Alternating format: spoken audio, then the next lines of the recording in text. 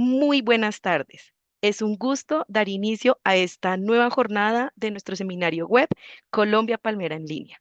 Estoy muy feliz de acompañarlos el día de hoy. Este es un espacio virtual al servicio de los palmicultores colombianos.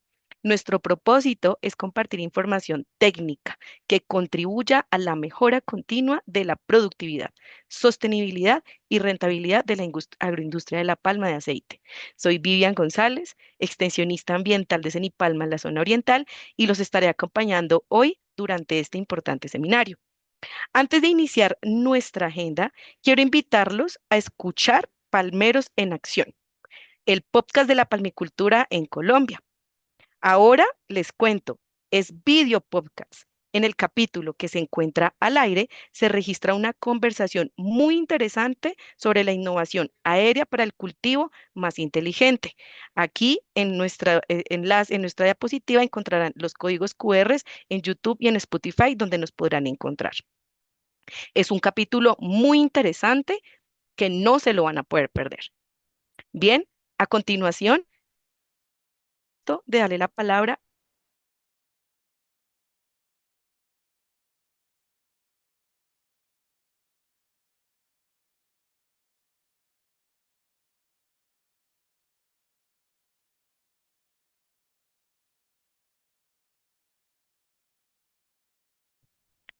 A continuación, tengo el gusto de darle la palabra a Julián Becerra Encinales, director de extensión de Cenipalma, quien nos compartirá unas importantes palabras de bienvenida. Buenas tardes, Julián. Bienvenido a Colombia Palmera en línea. Vivian, muy buenas tardes. Muchas gracias por el saludo. Muy buenas tardes para todos.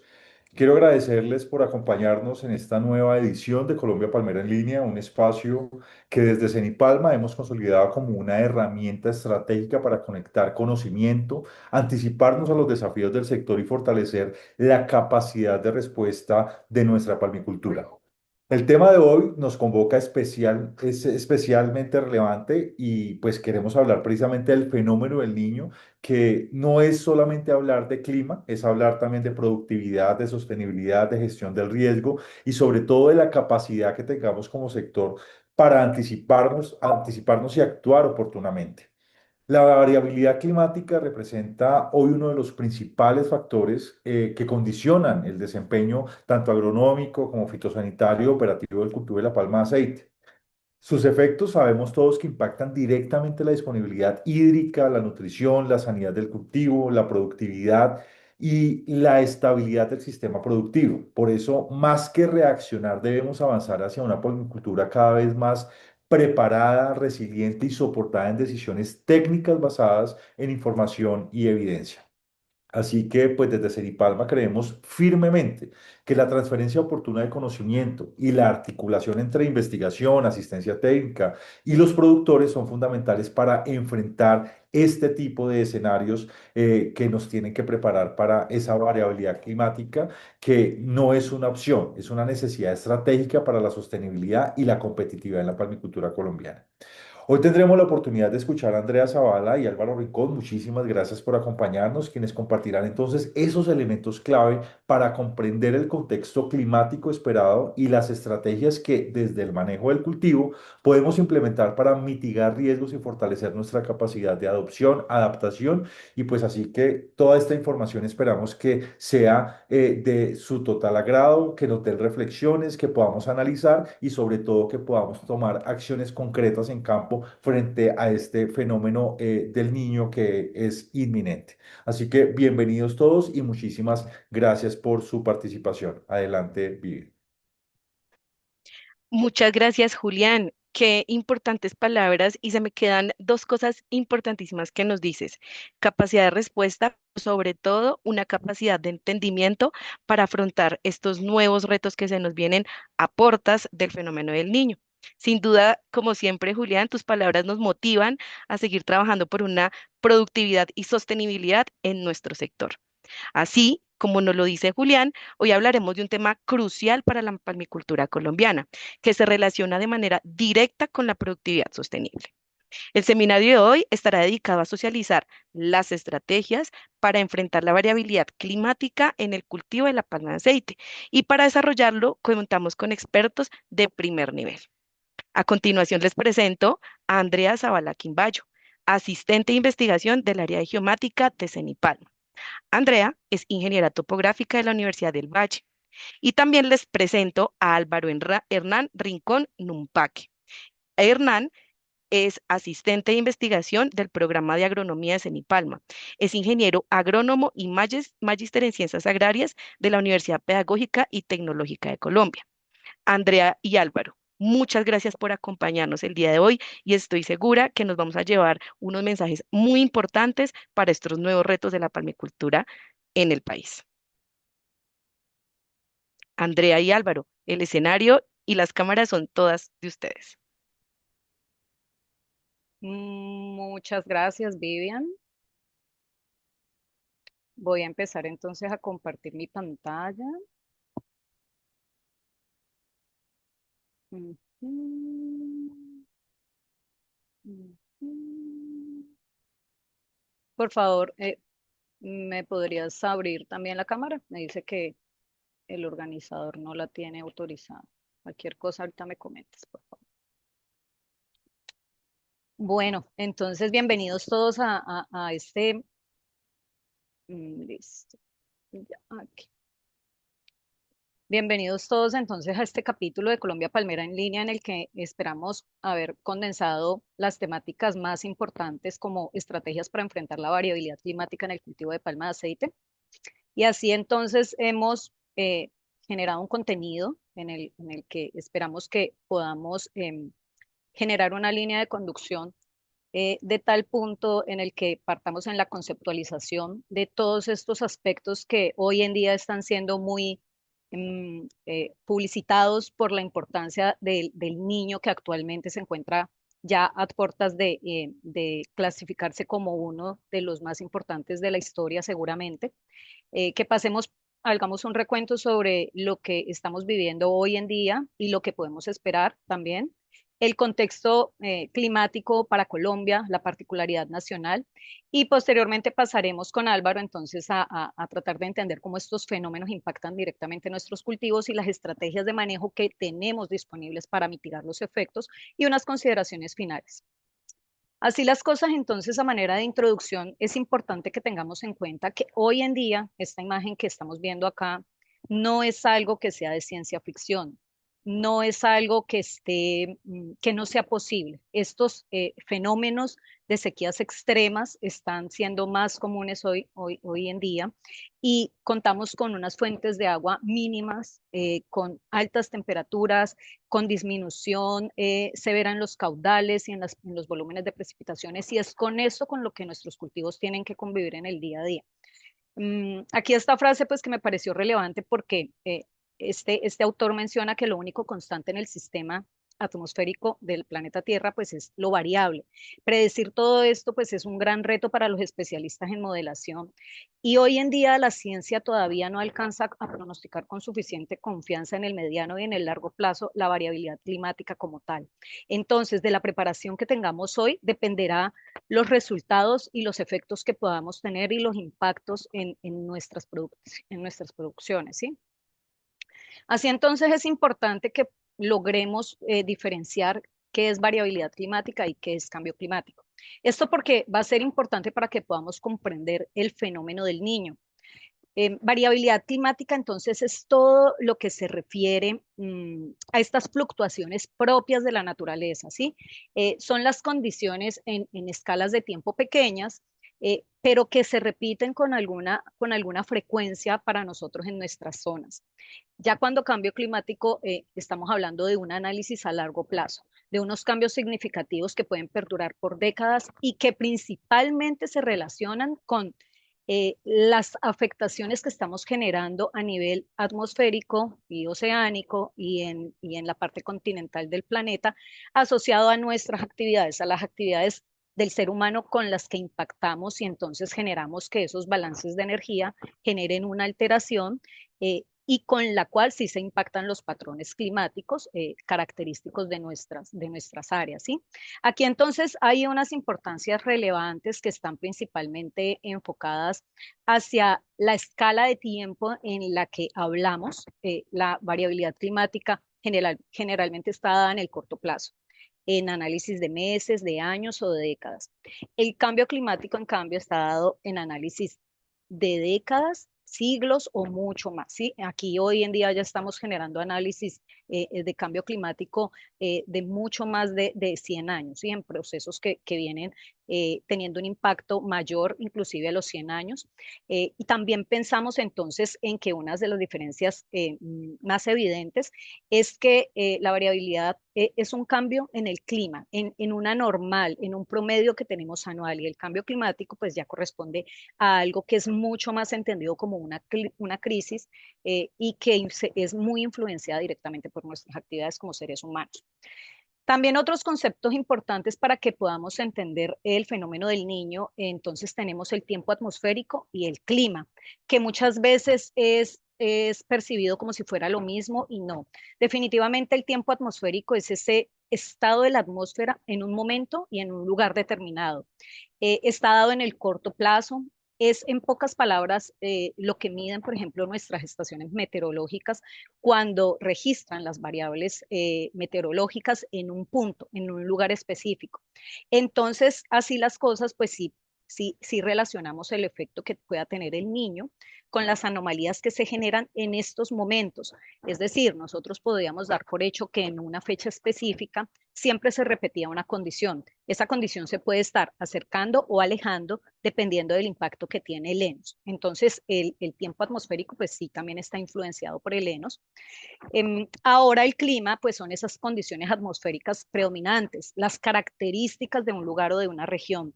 Estas se basan en estudios, en análisis de periodos, mínimo como 30 años. La Organización Mundial Meteorológica plantea que para poder determinar las condiciones predominantes o características, tenemos que analizar mínimo periodos de 30 años de registros. Aquí entonces, esto es una interacción compleja, global, toda de un sistema del planeta, ¿sí? La atmósfera, el océano y toda la parte continental, interactuando en un flujo de energía de ingresos y de salidas de la atmósfera. Esto pues tenemos que entonces se relaciona también con el niño, más en la alteración de los patrones de temperatura que podemos tener a nivel del océano y que se da en una escala global, ¿sí? Así entonces, pues tenemos que nosotros en el niño oscilación del sur, pues es una, es un fenómeno que es recurrente, corresponde a variabilidad climática, ¿sí? Hace parte de la variabilidad climática de los lugares. Em, Él se va a dar de forma cíclica, se va a seguir dando, sea cual sea la actividad que podamos tener nosotros como seres humanos, él va a seguir ocurriendo. Está muy relacionado con el calentamiento del océano y de la interacción que tiene con la atmósfera de este mismo calentamiento. Esto pues tenemos que se nos da en una frecuencia entre 2 a 7 años, sin embargo también puede ocurrir entre los 3 y los 5 años, dependiendo de que estamos cambiando esos patrones de ocurrencia a, a, por el cambio climático, ¿sí? Por todas las interacciones de energía que se están dando. Ellos pueden tener una duración entre 9 y 12 meses. Sin embargo, estamos encontrando también que ahora tenemos periodos de 5 meses en los que nos acorta uno de los dos, sea la niña, y se alarga el otro, que puede ser el niño, ¿sí? Y los componentes principales, pues, son la temperatura superficial del mar medida en el Ecuador, en el Pacífico ecuatorial, y la presión atmosférica, que es la oscilación del sur, ¿sí? Medida a partir de unas presiones que tenemos en unas relaciones entre Tahití y Darwin en Australia, pero son los dos componentes principales del niño oscilación del sur, o ENSO por sus siglas en inglés. Bueno, ¿cómo medimos? ¿Cómo hacemos monitoreo? ¿Cómo registramos al niño? Bueno, existen unos índices, indicadores que se dividen en esta zona del Pacífico ecuatorial, teniendo a Colombia o a Sudamérica en este costado derecho de la imagen y a Australia en el costado izquierdo, siendo este el Ecuador, ¿sí? Y el Pacífico ecuatorial, el Océano Pacífico en esta zona y la latitud cero, el Ecuador aquí. Entonces hay unas subdivisiones por los meridianos que se han dado y tenemos unas regiones, la región Niño 4, la 3.4, la 3 y la 1 más 2. ¿Cuál es importante que nos llevemos hoy? La que define la condición de actividad de la fase fría o de la fase cálida del niño es la región 3.4. Aquí pues es la que más se relaciona con la característica que pueda tener en esa interacción o acoplamiento que se da con la atmósfera. Y este índice, pues que para nosotros la principal fuente de información es la Agencia Espacial de Estados Unidos, ¿sí? La NOAA, en la que nos entrega pues los resultados de las anomalías.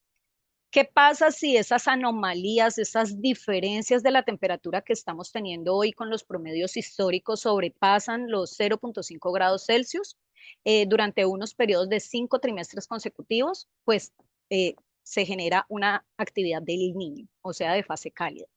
Si esa anomalía o diferencia de temperatura está por debajo de menos 0.5 grados Celsius durante 5 trimestres consecutivos de análisis, se gestiona la actividad o la condición en la niña, en la fase fría.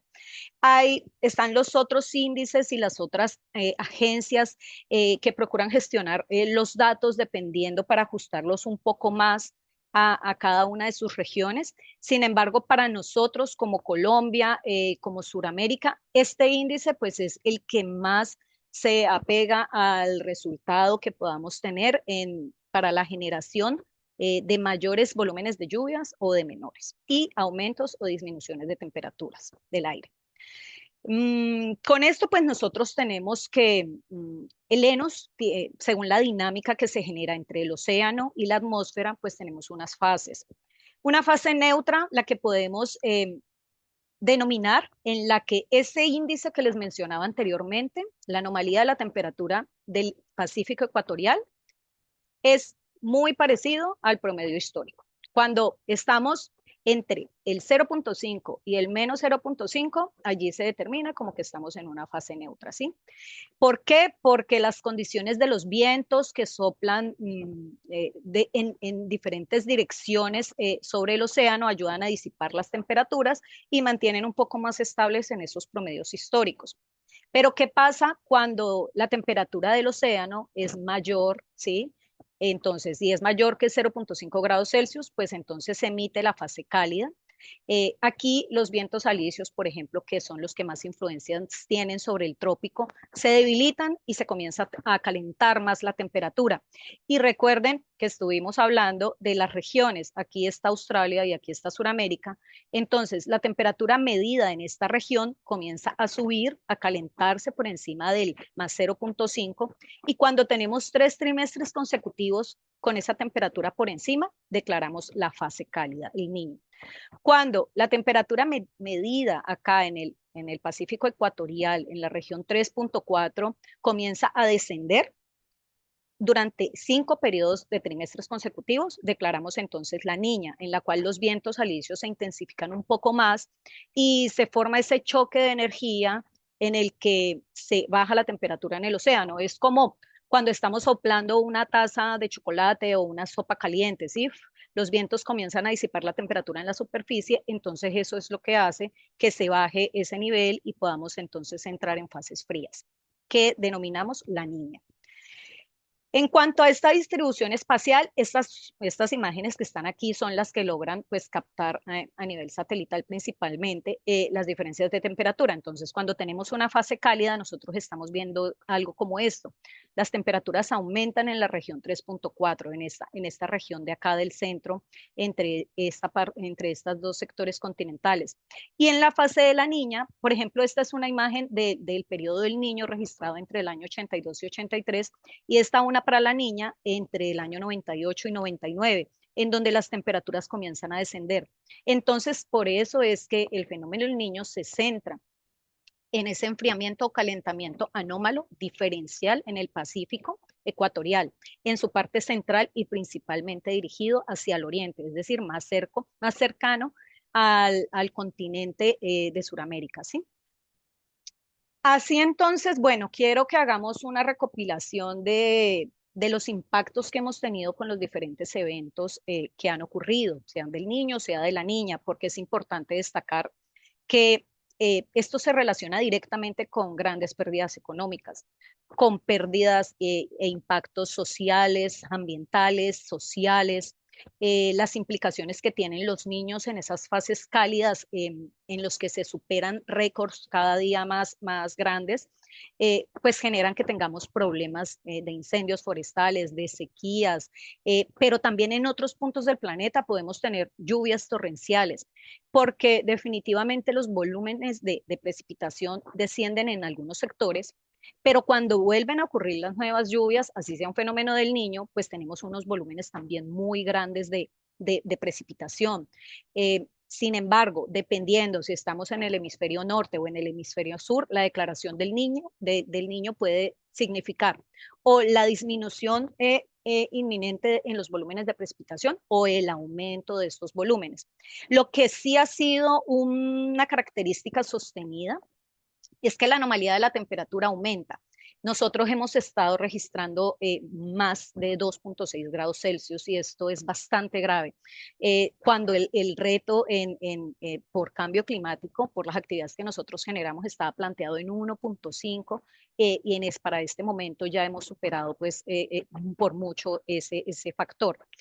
En cuanto a la niña, tenemos las mismas implicaciones, podemos tener grandes inundaciones, pero esto también confluye con periodos de huracanes muy fuertes que cada vez tienen unas magnitudes mayores y disminución de las temperaturas mínimas, principalmente en algunas zonas más asociadas a los hemisferios norte o sur, dependiendo de la temporada del año, por encima de los 2 grados Celsius, lo cual pues para el año 2024 se registró como el año más cálido desde que tenemos registros de variables meteorológicas, lo cual genera un grave impacto para la vulnerabilidad de la seguridad alimentaria, de la gestión del riesgo y de la salud incluido.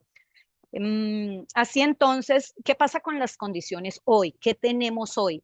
Hoy nosotros estamos observando en los registros que tenemos desde, por ejemplo, aquí en este portal se presentan los registros desde 1990 y una predicción hasta el 2025, a finales del 2000, a principios del 2026, que es donde estamos hoy, y principios ya del 2027.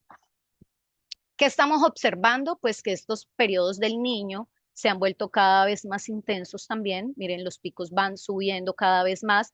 Y lo que esperamos para este año, para el 2026, es que el pico logre sobrepasar inclusive los 3 grados Celsius de temperatura máximas. Es decir, que el pico de las temperaturas máximas alcance un récord superior al que tuvimos, por ejemplo, ya en otros años, como en el 2017 o como en el mismo 2024 que se declaró como el más cálido, ¿sí?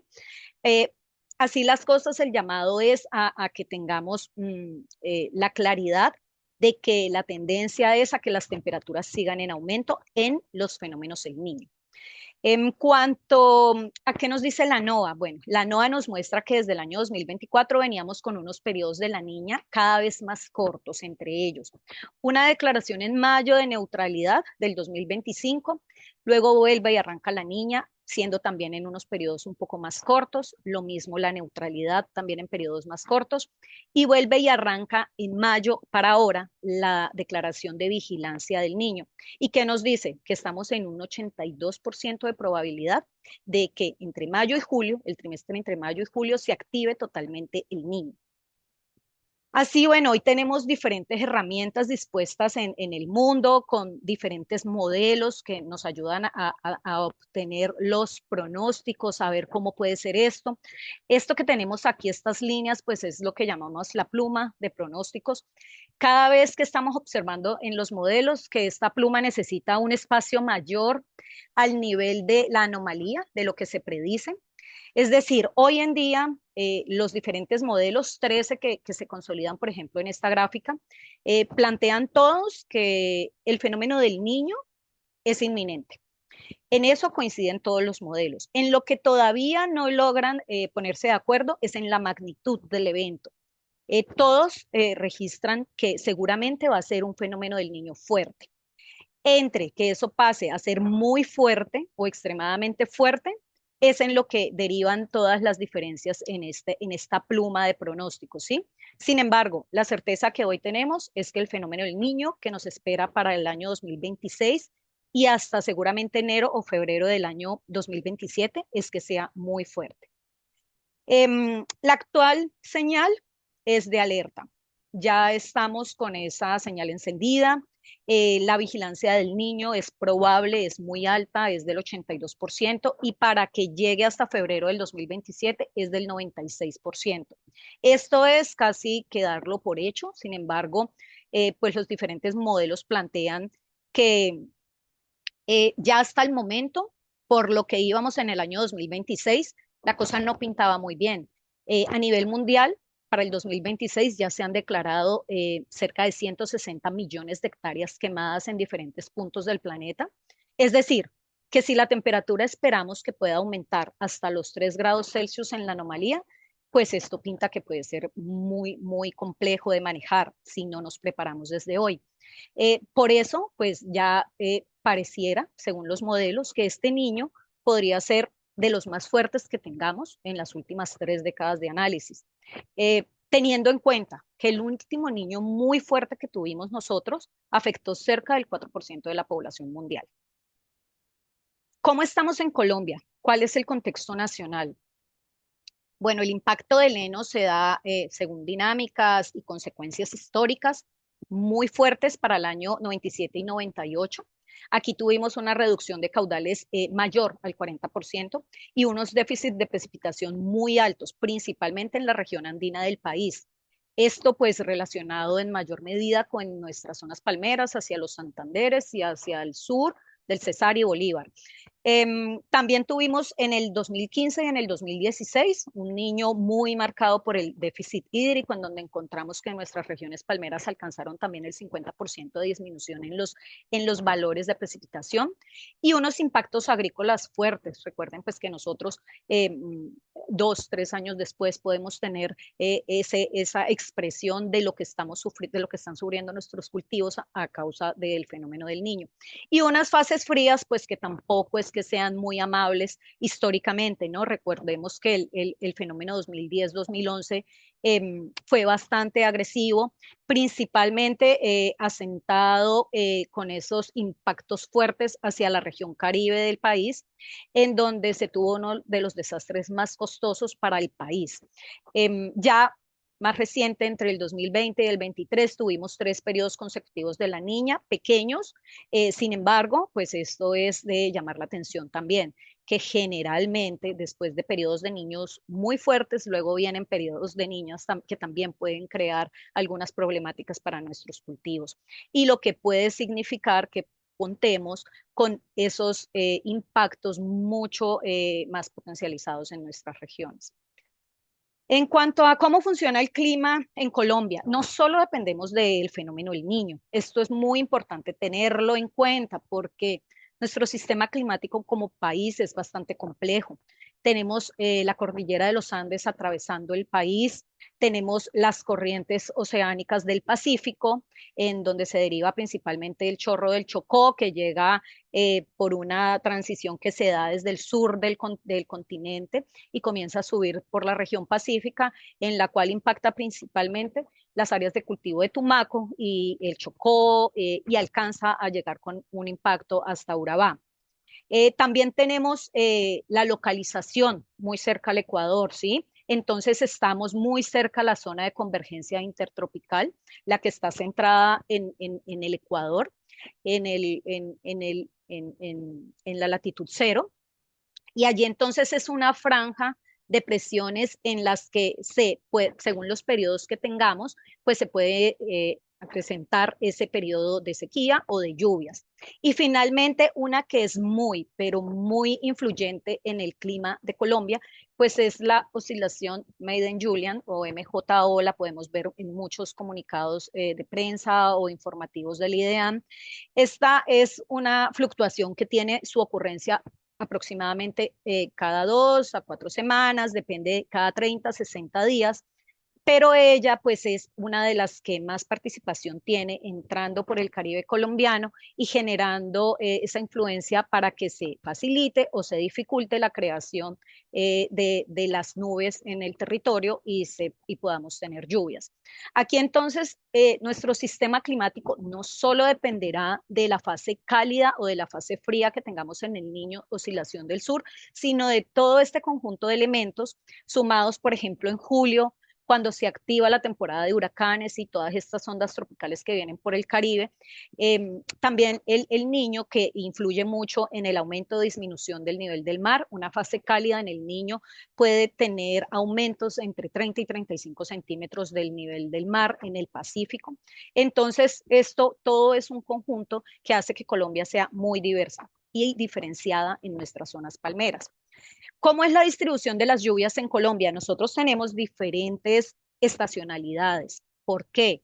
Nosotros no tenemos estación de verano, de invierno, de primavera, ¿sí? Nosotros no tenemos estaciones, pero sí tenemos unos regímenes pluviométricos. Esto dependiendo si la condición, según lo que les comentaba anteriormente, en nuestro país está más influenciada por la corriente del chorro del Chocó, por la temperatura del Pacífico o por las corrientes de vientos atmosféricas, las que tenemos especialmente sobre el Caribe. Bueno, y la interacción que pueda tener esto con la cordillera andina, ¿sí? Nosotros aquí, ¿qué pasa? Pues tenemos una diferenciación en los departamentos en las cuales les podemos tener dos temporadas de lluvias separadas por dos temporadas secas, principalmente dadas entre marzo y mayo, entre septiembre y noviembre para lluvias y sequías, por ejemplo, entre diciembre, febrero, junio y agosto.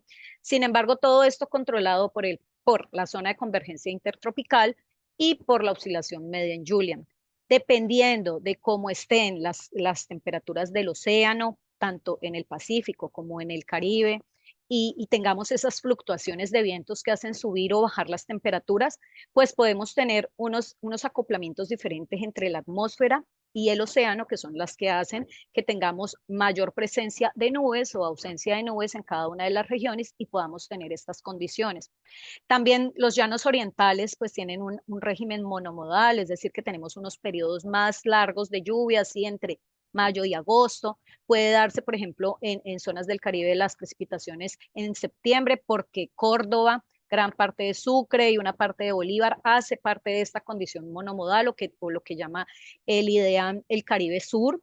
Y también pueden tener unas sequías prolongadas, pues, entonces pueden tener unas lluvias muy elevadas en una parte del año y unas sequías mucho más prolongadas.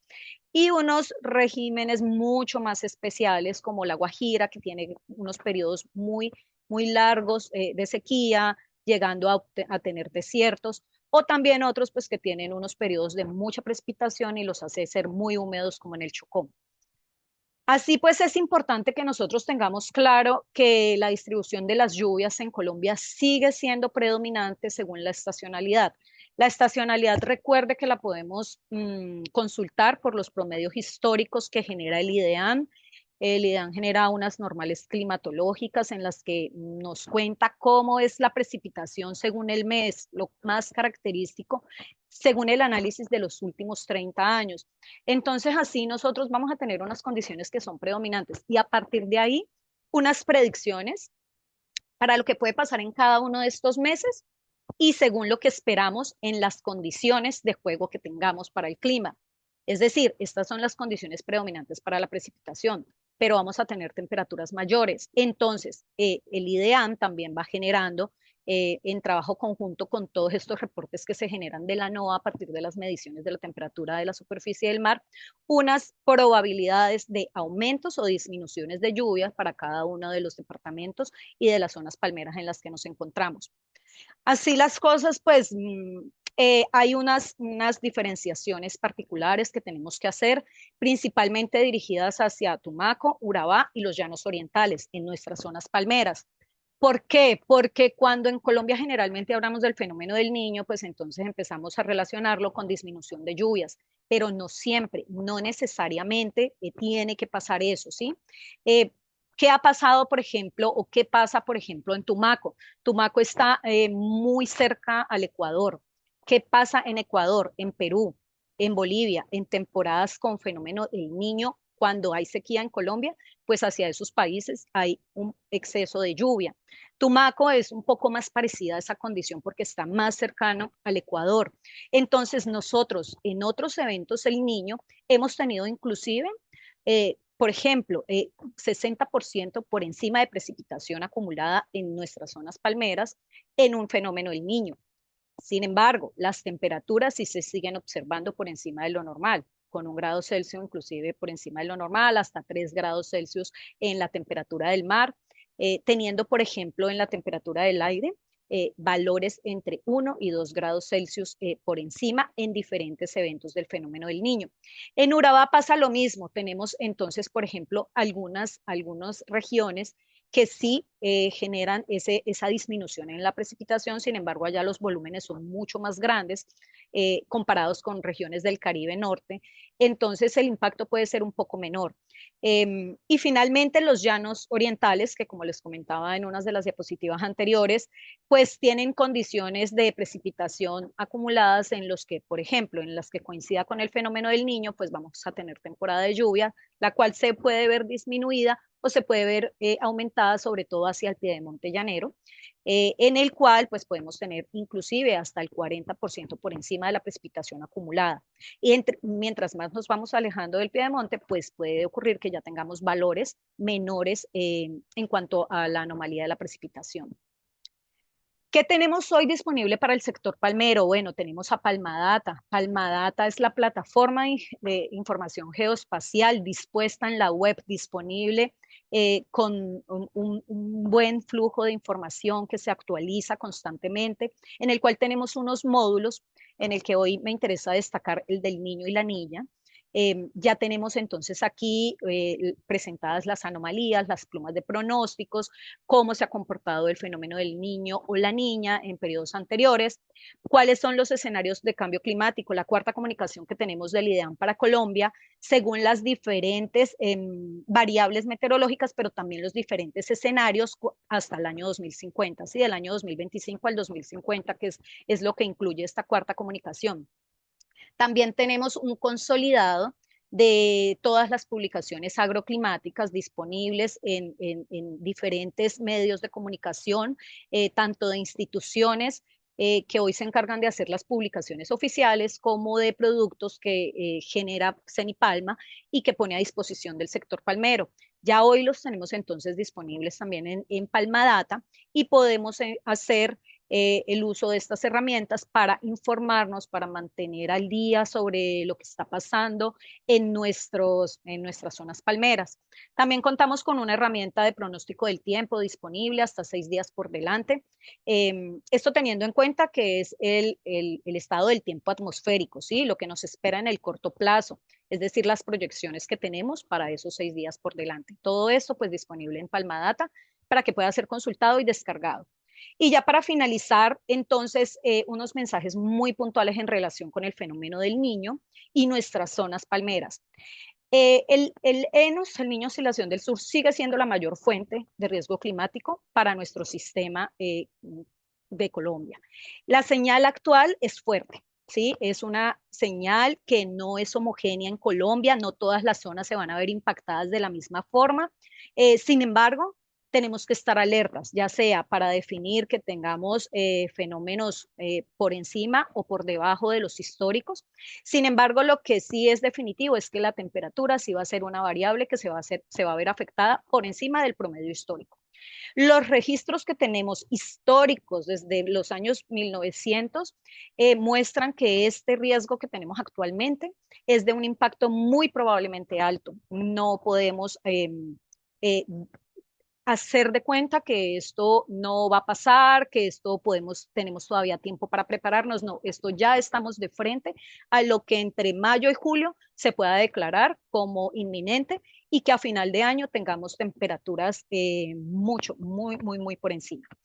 En Colombia, lo que más responde es el descenso en los caudales, esto asociado a los diferentes tipos de suelos que tenemos en nuestras cuencas, en las áreas en las que nacen nuestros ríos. Entonces, una de las variables que más se afecta y más rápidamente se afecta con la disminución de los volúmenes de precipitación y aumentos de temperatura son los caudales. Esto por encima, mucho más sensible que la variable de la precipitación. Y bueno, finalizar con que la alerta está activa y necesitamos generar las medidas de adaptación e incorporarlas y adoptarlas en nuestros cultivos para que nos podamos preparar y que no tengamos que sufrir los impactos y después estar pensando más en mitigar que en prevenir. Y bueno, ya los dejo aquí con Álvaro, quien nos va a informar un poco más sobre la relación del ENOS y las variables que tiene con el cultivo de palma en específico para cada uno de nuestras zonas. Alvarito, ya ahí tú puedes compartir.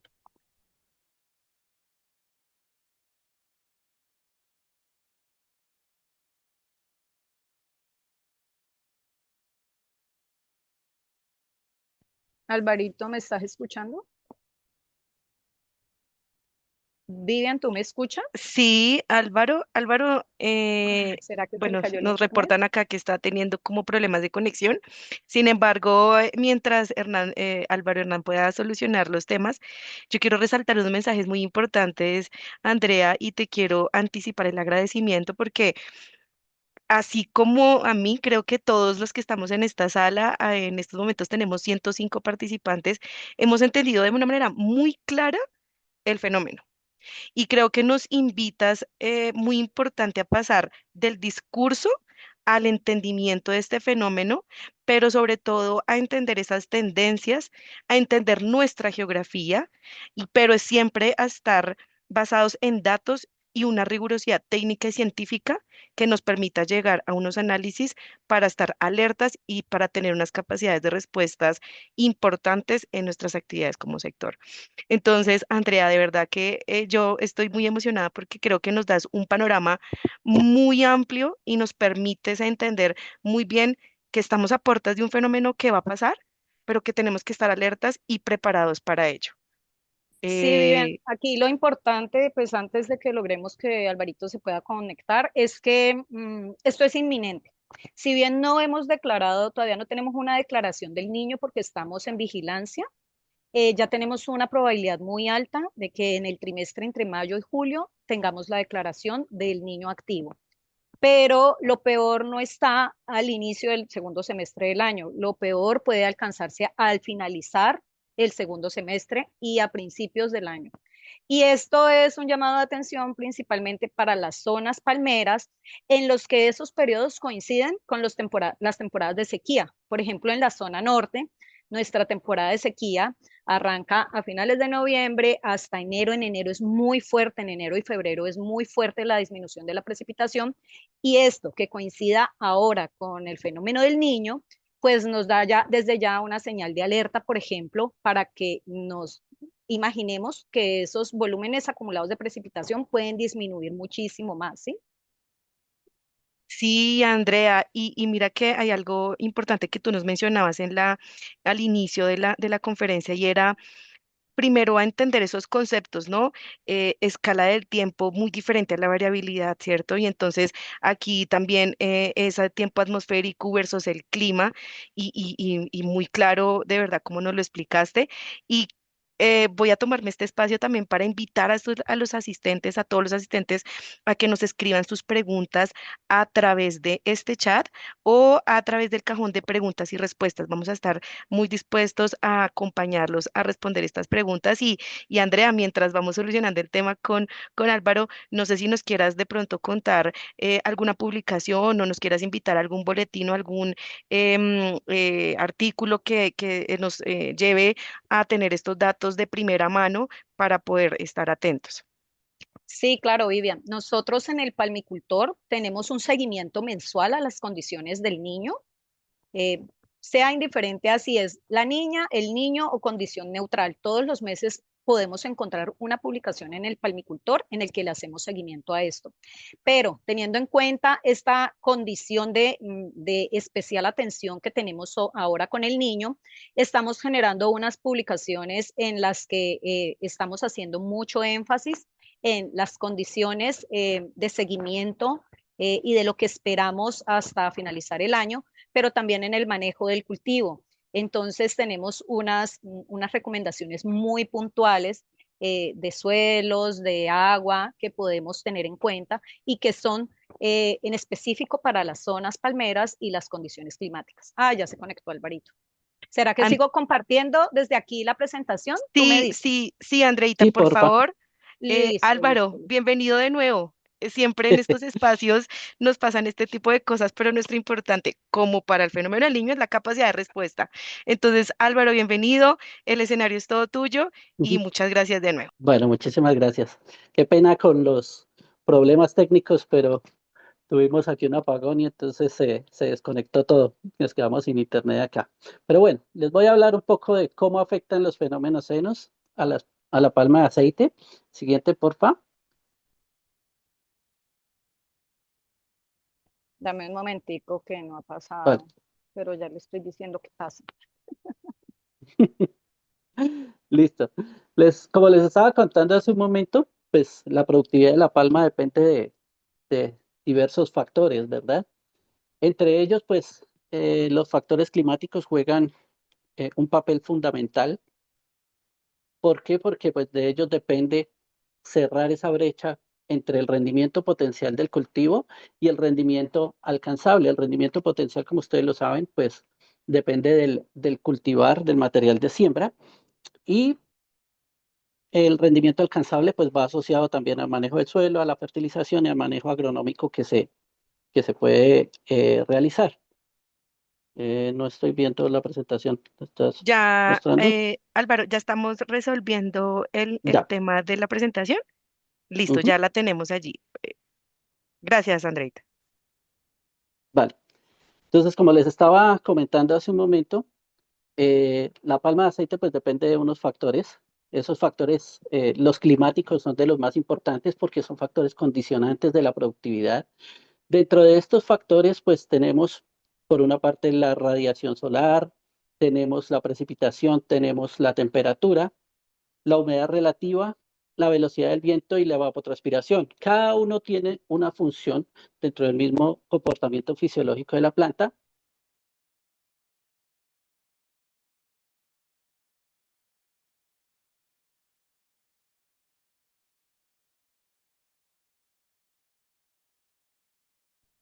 Bien, Vivian, disculpa, sí, se ¿estás escuchando volvió, al Álvaro o Y se volvió a pues quedar? no, te volvimos a perder, Álvaro, te volvimos a oh, perder.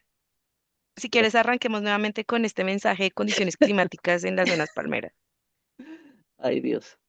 Bueno, espérame, me trato de conectar Si otra vez estás de acá porque, acuerdo, si estás de acuerdo, Álvaro, como tenemos estos inconvenientes de señal y entendemos la ujú, condición, si quieres, mantén tu cámara apagada y con eso continuamos vale, solamente con tu audio. ya, listo, espérame. Bueno, a ver, ya puse la Ahí prueba. te Bueno, estamos listo, escuchando. vale, Perfecto. bien, listo. Entonces, dentro de esos requerimientos, si quieres, devuélvela un momentico, porfa, a la otra diapositiva. Uy, espérame. A ver. Bueno, Ahí está en la radiación solar. ¿Tú estás viendo esa espérame un misma? segundo. Ya me volví al internet. Si quieres, espérame, me conecto aquí desde el.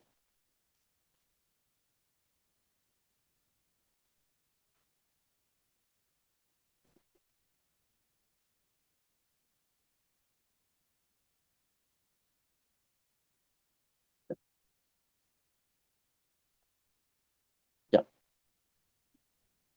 Eh, ¿Nos confirmas, Álvaro, si ya pudiste solucionar el tema? ¿Estás de nuevo con tu conexión por el celular o ya tienes conexión a red?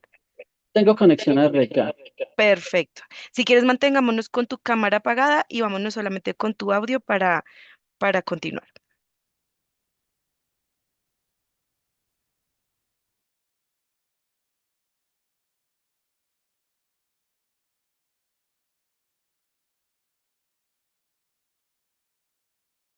Yo creo que es que se está conectando. Si volvió la energía, se debe estar conectando como al Wi-Fi. Ahí ya vemos, ya lo vemos, Alvarito.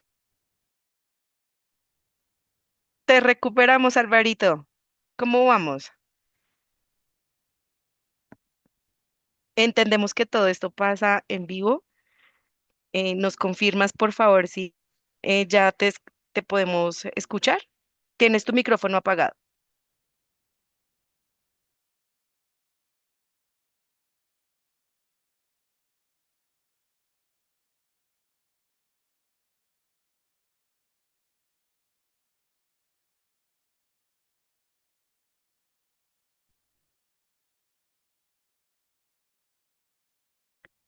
Álvaro, no te escuchamos. ¿Tú nos escuchas?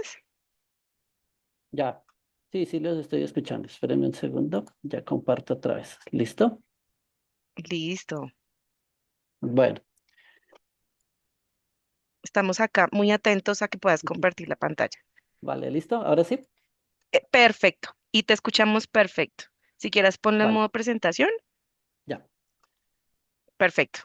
Listo. Bueno, Todos entonces les tuyos. estaba comentando. Esos factores climáticos pues tienen una incidencia directa en el comportamiento fisiológico del cultivo y dependiendo pues el cultivar, cada uno tiene unos requerimientos, ¿sí? O la palma en general tiene unos requerimientos específicos en los cuales se puede manifestar su mayor potencial productivo. Entonces tenemos por el lado de la temperatura unos requerimientos de entre 24 y 28 grados Celsius. ¿Sí? La radiación solar es altamente demandante de luz solar, alrededor de 1500, por encima de 1500 horas al año de luz. En cuestión de humedad relativa, entre el 70 y el 90%. La precipitación, que es uno de los parámetros más importantes, puede estar entre los 1800 y los 2500 el requerimiento, con unos óptimos más entre los 2200 y los 2500 milímetros. Las velocidades del viento también pues afectan de cierta manera al cultivo, sobre todo pues es favorable que estén por debajo de los 5 kilómetros por hora, ya que velocidades muy altas pues pueden generar impactos directamente sobre el dosel de la palma, ¿sí? Como rompimiento de hojas y también pues algo de colapso de los cogollos cuando las condiciones son muy secas. Y la evapotranspiración, que es una de nuestras variables principales y con la cual podemos determinar los balances hídricos agroclimáticos que nos permiten dar cuenta de las reservas de agua en el suelo y de cuándo la planta puede entrar en condiciones de estrés. Entonces, la combinación de todos estos factores afecta tanto el crecimiento como el desarrollo y la productividad del cultivo. Nuestras zonas palmeras pues tienen ya unas condiciones particulares dentro de cada una de ellas.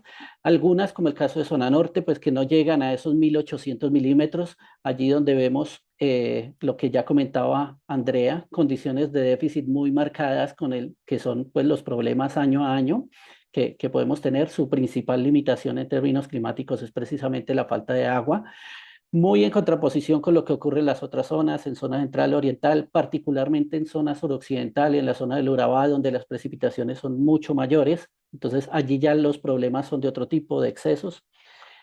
Con respecto a las horas sol, la zona norte pues tiene la mayor cantidad de horas sol disponibles en el año para favorecer la producción del cultivo, contrario también a lo que ocurre en zona suroccidental, por ejemplo. Entonces, todas estas condiciones eh, delimitan la capacidad también de que el cultivo pueda llegar a esos óptimos que nos da el material genético. Y pues para recordar un poco ya lo que mencionaba Andrea, ya pues con estos eventos de variabilidad climática como el fenómeno del niño y la niña, pues se tienen unas implicaciones que afectan también esos rendimientos del cultivo, principalmente marcados en esta fase cálida del niño por sequías extremas, pero que, ya con lo que mencionaba Andrea hace un momento, en ciertas condiciones pueden generar efectos contrarios, como lo que pasa allí en la zona suroccidental o parte del Chocó biogeográfico, donde pues por la convección costera pueden presentarse condensaciones de agua favorecidas por la misma topografía aquí limitante de la cordillera de la cordillera occidental y pues hacer que se incrementen las precipitaciones de manera significativa, ocasionando algunos problemas muy diferentes a lo que ocurre en otras zonas, como parte de la zona oriental y la zona norte y la zona central. Entonces, podemos tener una alternancia bajo efectos de fenómenos, bajo los fenómenos del niño que pueden estar ahí sí, presentándose entre las sequías extremas, pero también algunas condiciones de inundaciones frecuentes cuando esos eventos de lluvias torrenciales son muy seguidos.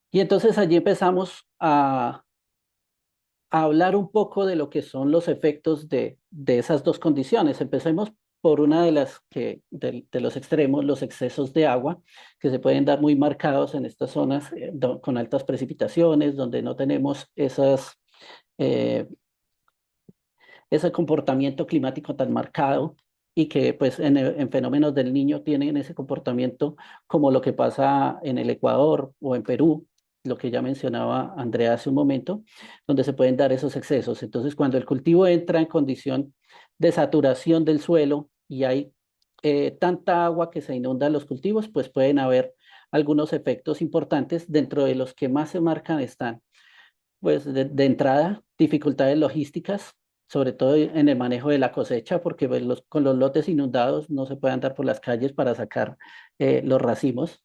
En Tumaco recuerdo hace algún tiempo que incluso llegaban a cosechar también con canoa para poder sacar los racimos de los lotes. Entonces es una dificultad bastante marcada y que es inmediata, que ocurre con los eventos de inundación. Si estos eventos siguen, si la saturación sigue marcándose, entonces tenemos estos problemas. Anoxia radical, que es básicamente la ausencia de oxígeno en las raíces que ocasiona su muerte. La raíz, recordemos que es parte de un ser vivo y ella también respira, necesita aire en el suelo para poder cumplir con sus funciones. Si no hay aire, pues termina muriendo y afecta fisiológicamente a la planta. Con eventos de humedad, con excesos de agua en el cultivo por lluvias o inundaciones, también se afecta la calidad de la polinización. Se reduce mucho la población de polinizadores, sobre todo en guinensis, y esto pues afecta ya el fruit set y también la extracción de aceite de los racimos. Y aumentan pues los problemas fitosanitarios. Esto es particularmente importante en nuestras zonas más lluviosas del país, sobre todo por el tema de PC, y ahora que se tienen los híbridos por problemas con pudriciones de estípite, que se han vuelto recurrentes en estos materiales. Entonces, ¿qué se tiene documentado con respecto a los efectos en producción de los excesos de agua? Pues que puede haber una reducción incluso mayor al 15% cuando hay eventos severos, sobre todo en los fenómenos de la niña, pero también se resalta en estos reportes que los efectos pues, de fenómenos de niña que sean moderados pues, también tienen sus efectos positivos en las palmas y en la producción. ¿Qué efectos visibles? Pues ya pasándonos al otro extremo, ¿qué pasa ya con lo que estábamos acostumbrados a ver en los fenómenos del Niño y es precisamente los déficits hídricos? Eh, los primeros síntomas visibles son estos que podemos apreciar acá, que son muy conocidos por todos nosotros, los efectos de acumulaciones de flechas, de doblamientos de cogollo, de secamientos foliares por el estrés climático, las hojas empiezan a marchitar de abajo hacia arriba y empieza a haber pérdida como tal del área foliar fotosintéticamente activa. Esto a corto y a mediano y largo plazo pues puede afectar el desarrollo productivo de la palma. ¿Qué ocurre también con la falta de agua? Cuando nuestros balances hídricos dan negativos, dan hacia el déficit y este déficit se va incrementando con el tiempo, pues tenemos efectos ya a nivel nutricional. Hay elementos que se mueven por corriente transpiratoria, caso por ejemplo de los micronutrientes, particularmente el boro, particularmente el hierro, el zinc, se mueven por corriente transpiratoria y cuando hay sequía, pues básicamente la planta cierra estomas, no hay esa corriente transpiratoria y el transporte de estos elementos hacia las hojas nuevas se detiene. Allí se incluye también el calcio del calcio, son elementos inmóviles que dependen de su suministro netamente del suelo, que la planta los toma en solución y si no hay agua, pues no se da este suministro. También tenemos que cuando hay falta de agua, la absorción de nutrientes, por ejemplo, acá en este estudio, el caso del nitrógeno y el potasio se reduce drásticamente. Esa eficiencia puede ser cuando estamos cerca a capacidad de campo, la disminución es muy baja, cercana al 3%, pero en la medida que el déficit se incrementa, cuando hay menos contenido de agua, ¿sí? Solo el 35% de la capacidad de campo, del máximo allí para almacenar agua, puede ser tan importante como el 79%. O sea, podemos aplicar en esa época todo el fertilizante que queramos, pero si no tenemos agua para que se diluya el fertilizante y entre en solución a la planta, no vamos a lograr nada. ¿Qué otros efectos se dan en estas épocas con sequías extremas? Uno, pues el tema de la dinámica de plagas cambia totalmente. Hay plagas que en condiciones de sequía tienden a aumentar sus poblaciones, generando defoliaciones muy importantes en el cultivo, incluso por encima del 50%.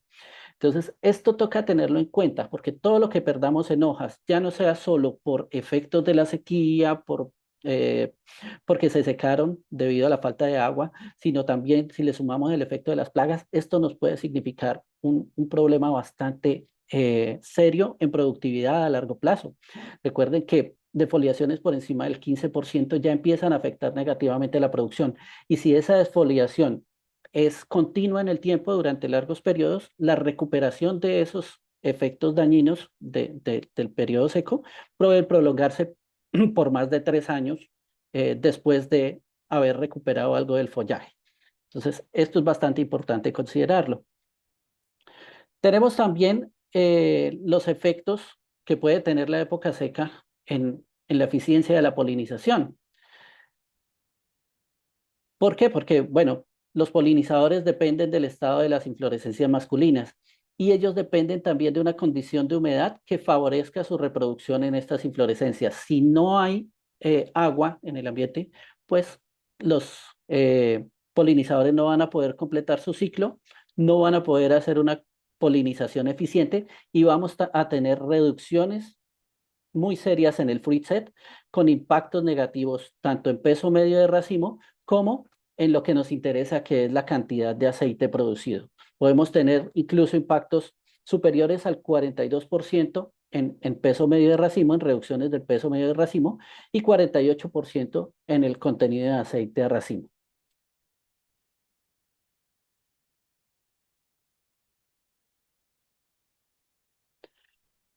Y pues allí también van ligados algunos efectos directamente sobre el desarrollo de las inflorescencias. Recordemos que antes de la cosecha, 36 meses, alrededor de 36 meses antes de la cosecha es que empieza la formación del racimo, empieza la formación de estos primordios eh, florales.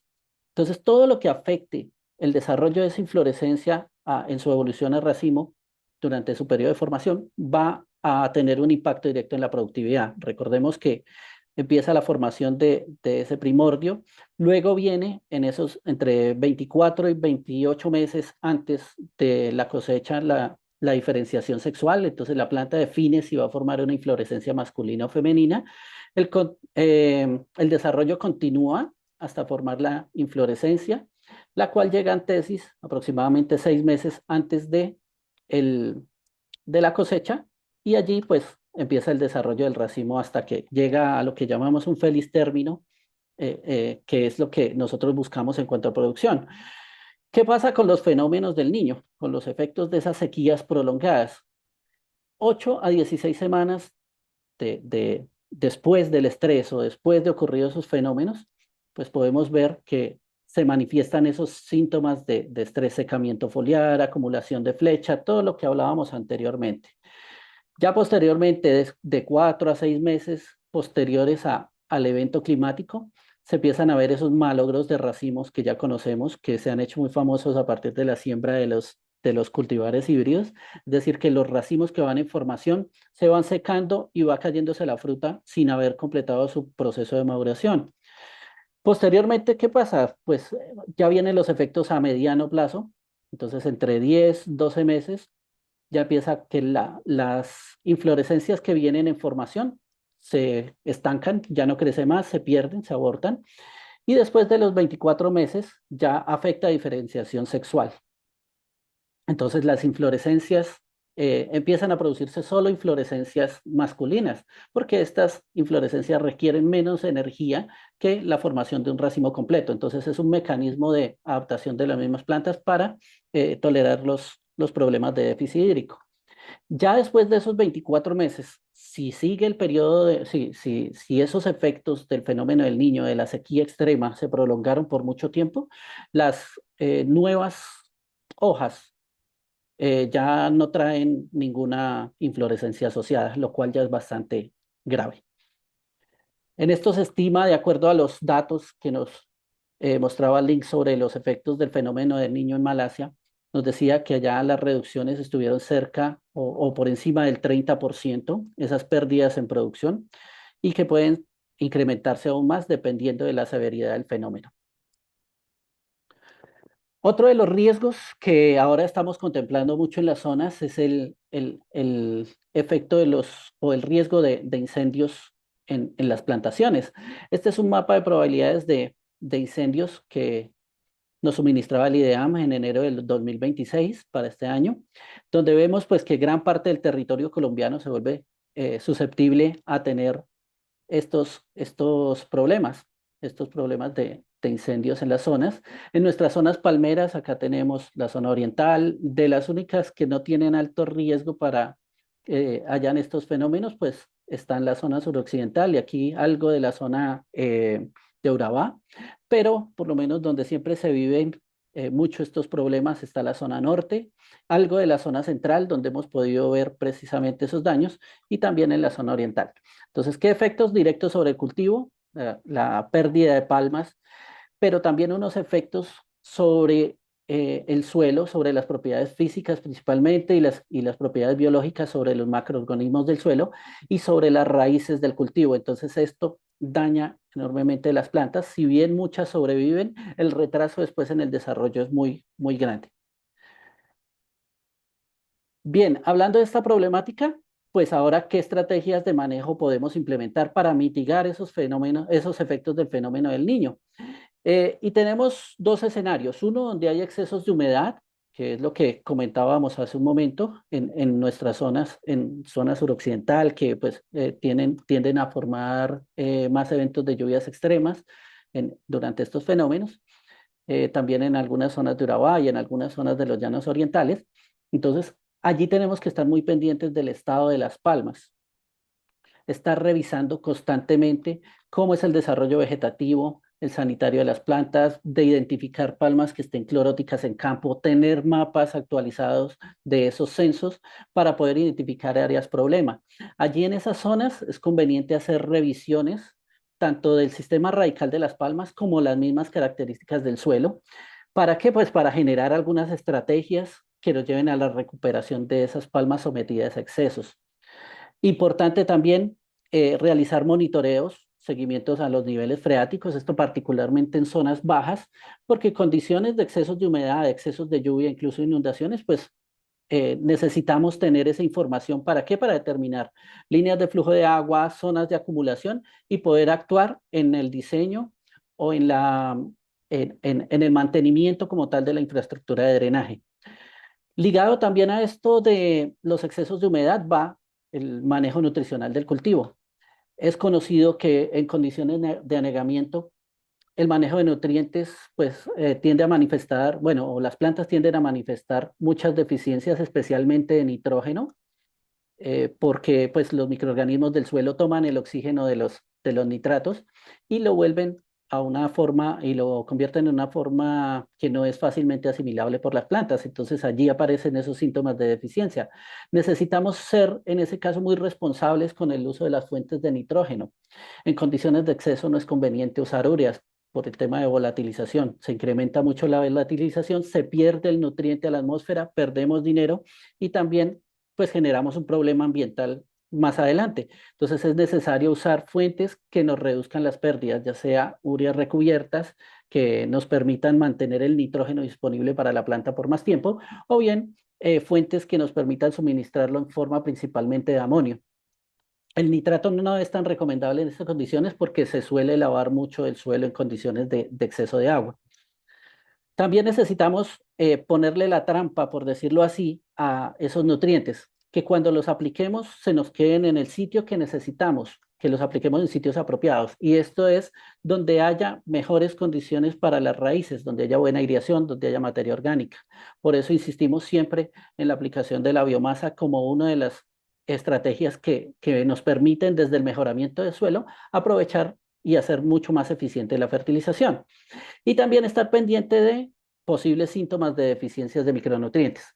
En este caso, particular importancia merece el hierro, que en palma de aceite en zonas de anegamiento, sobre todo en zonas que también cuentan con altos contenidos de manganeso en su composición. Sabemos que la palma en condiciones de nuestros suelos ácidos en 3 de las 4 zonas al menos tiende a absorber manganeso en altas cantidades y este elemento pues es antagonista del hierro y pues con condiciones de anegamiento de inundación, pues esto favorece la aparición de deficiencias. En el caso de zona norte también pueden aparecer algunas deficiencias de este elemento, principalmente en suelos con altos contenidos de calcio, lo que ayudan es a inmovilizar el tema o la disponibilidad de los micronutrientes, limitando su disponibilidad para su uso en manejo nutricional.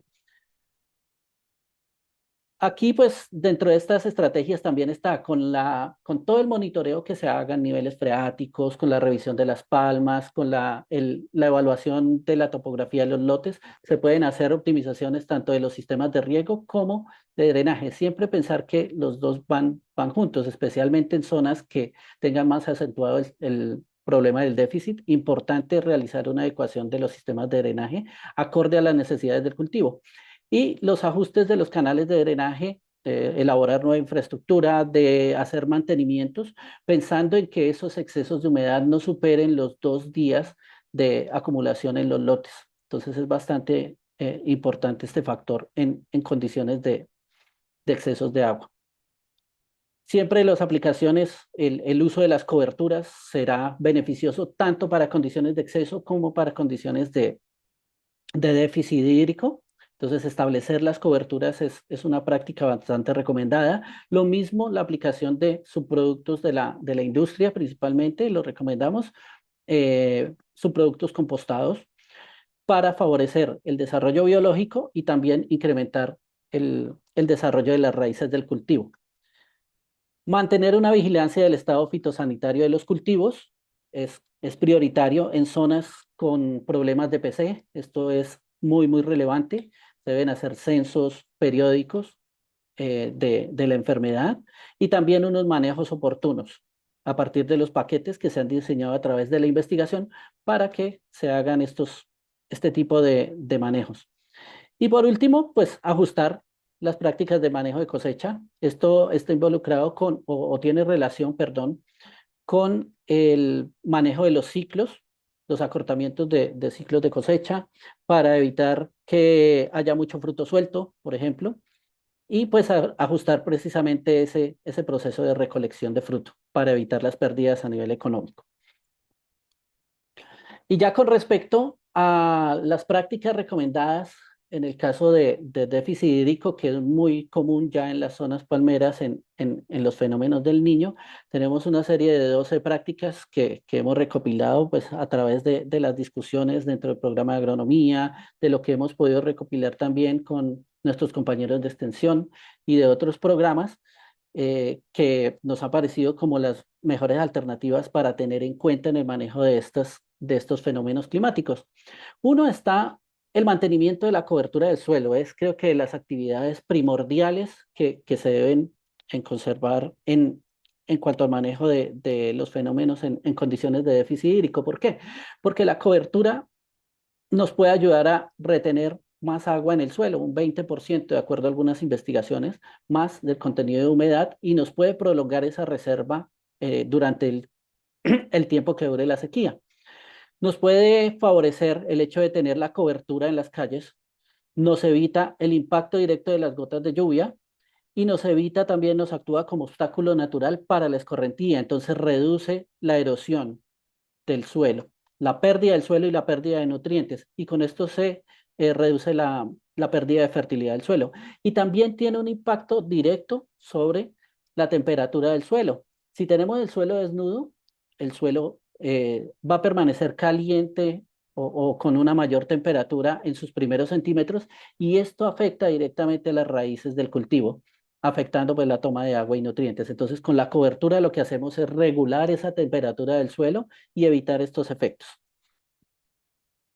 El manejo de la compactación es otra de las actividades que debemos contemplar. No es extraño para nosotros o no es desconocido que en algunos de nuestros suelos venían de actividades de otros cultivos, de actividades de ganadería con pasturas, ¿sí? y que también tenían condiciones naturales que favorecen el adensamiento en su formación, en su evolución. Entonces tenemos presencias de capas compactadas a poca profundidad, como lo podemos ver acá, sobre las cuales pues tenemos que actuar. ¿Por qué? Porque ellas nos reducen la infiltración, la capacidad de movimiento de agua dentro del suelo y esto pues va a generar a la larga problemas de escorrentía, problemas de pudriciones de raíces y nos van a afectar el crecimiento de la planta. La compactación es un enemigo silencioso. Muchas veces uno dice las palmas están verdes, les hemos aplicado buen fertilizante, se ven bonitas, pero no producen lo que esperamos que produzcan y a veces todo eso es causado por la compactación, por un problema físico del suelo. Entonces, importante manejar esto para evitar los problemas de saturación superficial del suelo, evitar la escorrentía y permitir que el agua se infiltre en el perfil del suelo y se conserve por más tiempo. Otra práctica, pues, tiene que ver con el manejo de los niveles freáticos en épocas cercanas a las épocas secas. Entonces, ese monitoreo constante que podemos hacer de esos niveles, de cómo se distribuye y cómo se mueve el agua en el suelo, pues nos pueden dar opciones para manejar precisamente esas reservas de agua, que en épocas ya cuando se manifiesten los síntomas del niño o los mayores efectos del incremento de temperatura, se puedan hacer obras de este tipo, donde se trinche el agua de los drenajes y permita mantener el agua por conductividad hidráulica en la zona cercana a las raíces de las palmas. ¿Para qué? Para que los efectos del déficit hídrico pues no se manifiesten en un buen tiempo. Otra de las prácticas que siempre recomendamos, el uso de biomasas, el uso de la hoja, el uso de los racimos vacíos, siempre será bienvenido en las áreas de plato, en los bordes de los platos, precisamente para favorecer ¿qué? El crecimiento radical, para favorecer toda la actividad biológica en el suelo. Con esta actividad biológica, pues hay un mejoramiento también integral en cuanto a propiedades físicas y químicas, y esto nos ayuda a mejorar todo lo que tiene que ver con eficiencia nutricional, con eficiencia hídrica, y pues nos ayuda a mantener el cultivo en condiciones ideales por más tiempo durante esas épocas críticas. ¿Qué es importante acá con el uso de las biomasas? Que las aplicaciones se deben realizar desde antes de que ocurran los eventos. No es solo decir, ah, bueno, empezó el fenómeno del niño, se nos secó el suelo, pongámosle tusa, pongámosle hoja y ya allí vamos a tener un efecto. No. ¿Por qué? Porque entonces se tiene el efecto contrario. Cuando ponemos a veces las tuzas ya en época seca, ¿qué hace ellas? Actúan como una barrera y no dejan que lo que hacen es repeler el agua y mandarla fuera de nuestra área de interés, que es esta que se está formando acá. ¿Sí? Entonces, lo importante es hacer una aplicación sostenida en el tiempo y de manera siempre preventiva, antes de que ocurran los fenómenos. Otra práctica tiene que ver con el establecimiento de las ventanas de aplicación de los fertilizantes.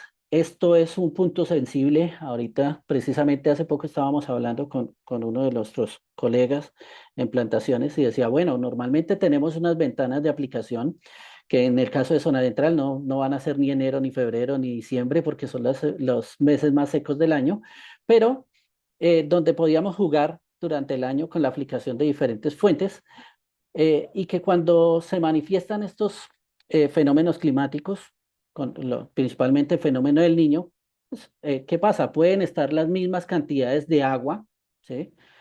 Cayéndonos en un mes, por ejemplo, un octubre de 500 milímetros, 600 milímetros, pero ya no nos caen de pronto en 15 días, 16 días, sino que nos caen en 8 eventos. Entonces, esto es algo que marca también se marca en el fenómeno del niño. Son eventos muy copiosos en cuanto a cantidades de agua, pero con mucha menos frecuencia. Y eso afecta a las ventanas de aplicación de los fertilizantes. En esos años donde han ocurrido fenómenos del niño, las reducciones en esas ventanas de aplicación son muy marcadas. Entonces tenemos que actuar con inteligencia allí, definiendo sobre todo qué nutrientes vamos a aplicar mientras haya agua disponible para tolerar o para ayudar a la planta a tolerar los efectos del déficit hídrico y qué otros elementos tenemos que aplicar cuando las condiciones de humedad mejoren. Y en ese sentido, pues el manejo de las fuentes nos puede ayudar mucho. Entonces, elementos como el potasio, el cloro, son bienvenidos por su papel como hemorreguladores en la planta. La planta lo utiliza precisamente para, en esos procesos de apertura y cierre estomático, les ayuda a mantener la turgencia de los tejidos.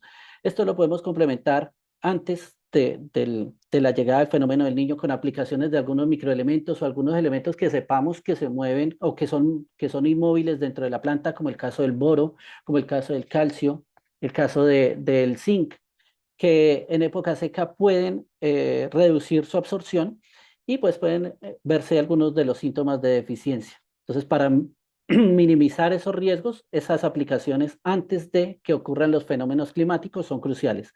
Y una vez pasa el fenómeno del niño, los periodos de sequía, es importante que aplicar nutrientes que nos ayudan a reactivar todo el crecimiento y la fotosíntesis, pensando en que la planta tiene que volver nuevamente a un estado productivo en el menor tiempo posible.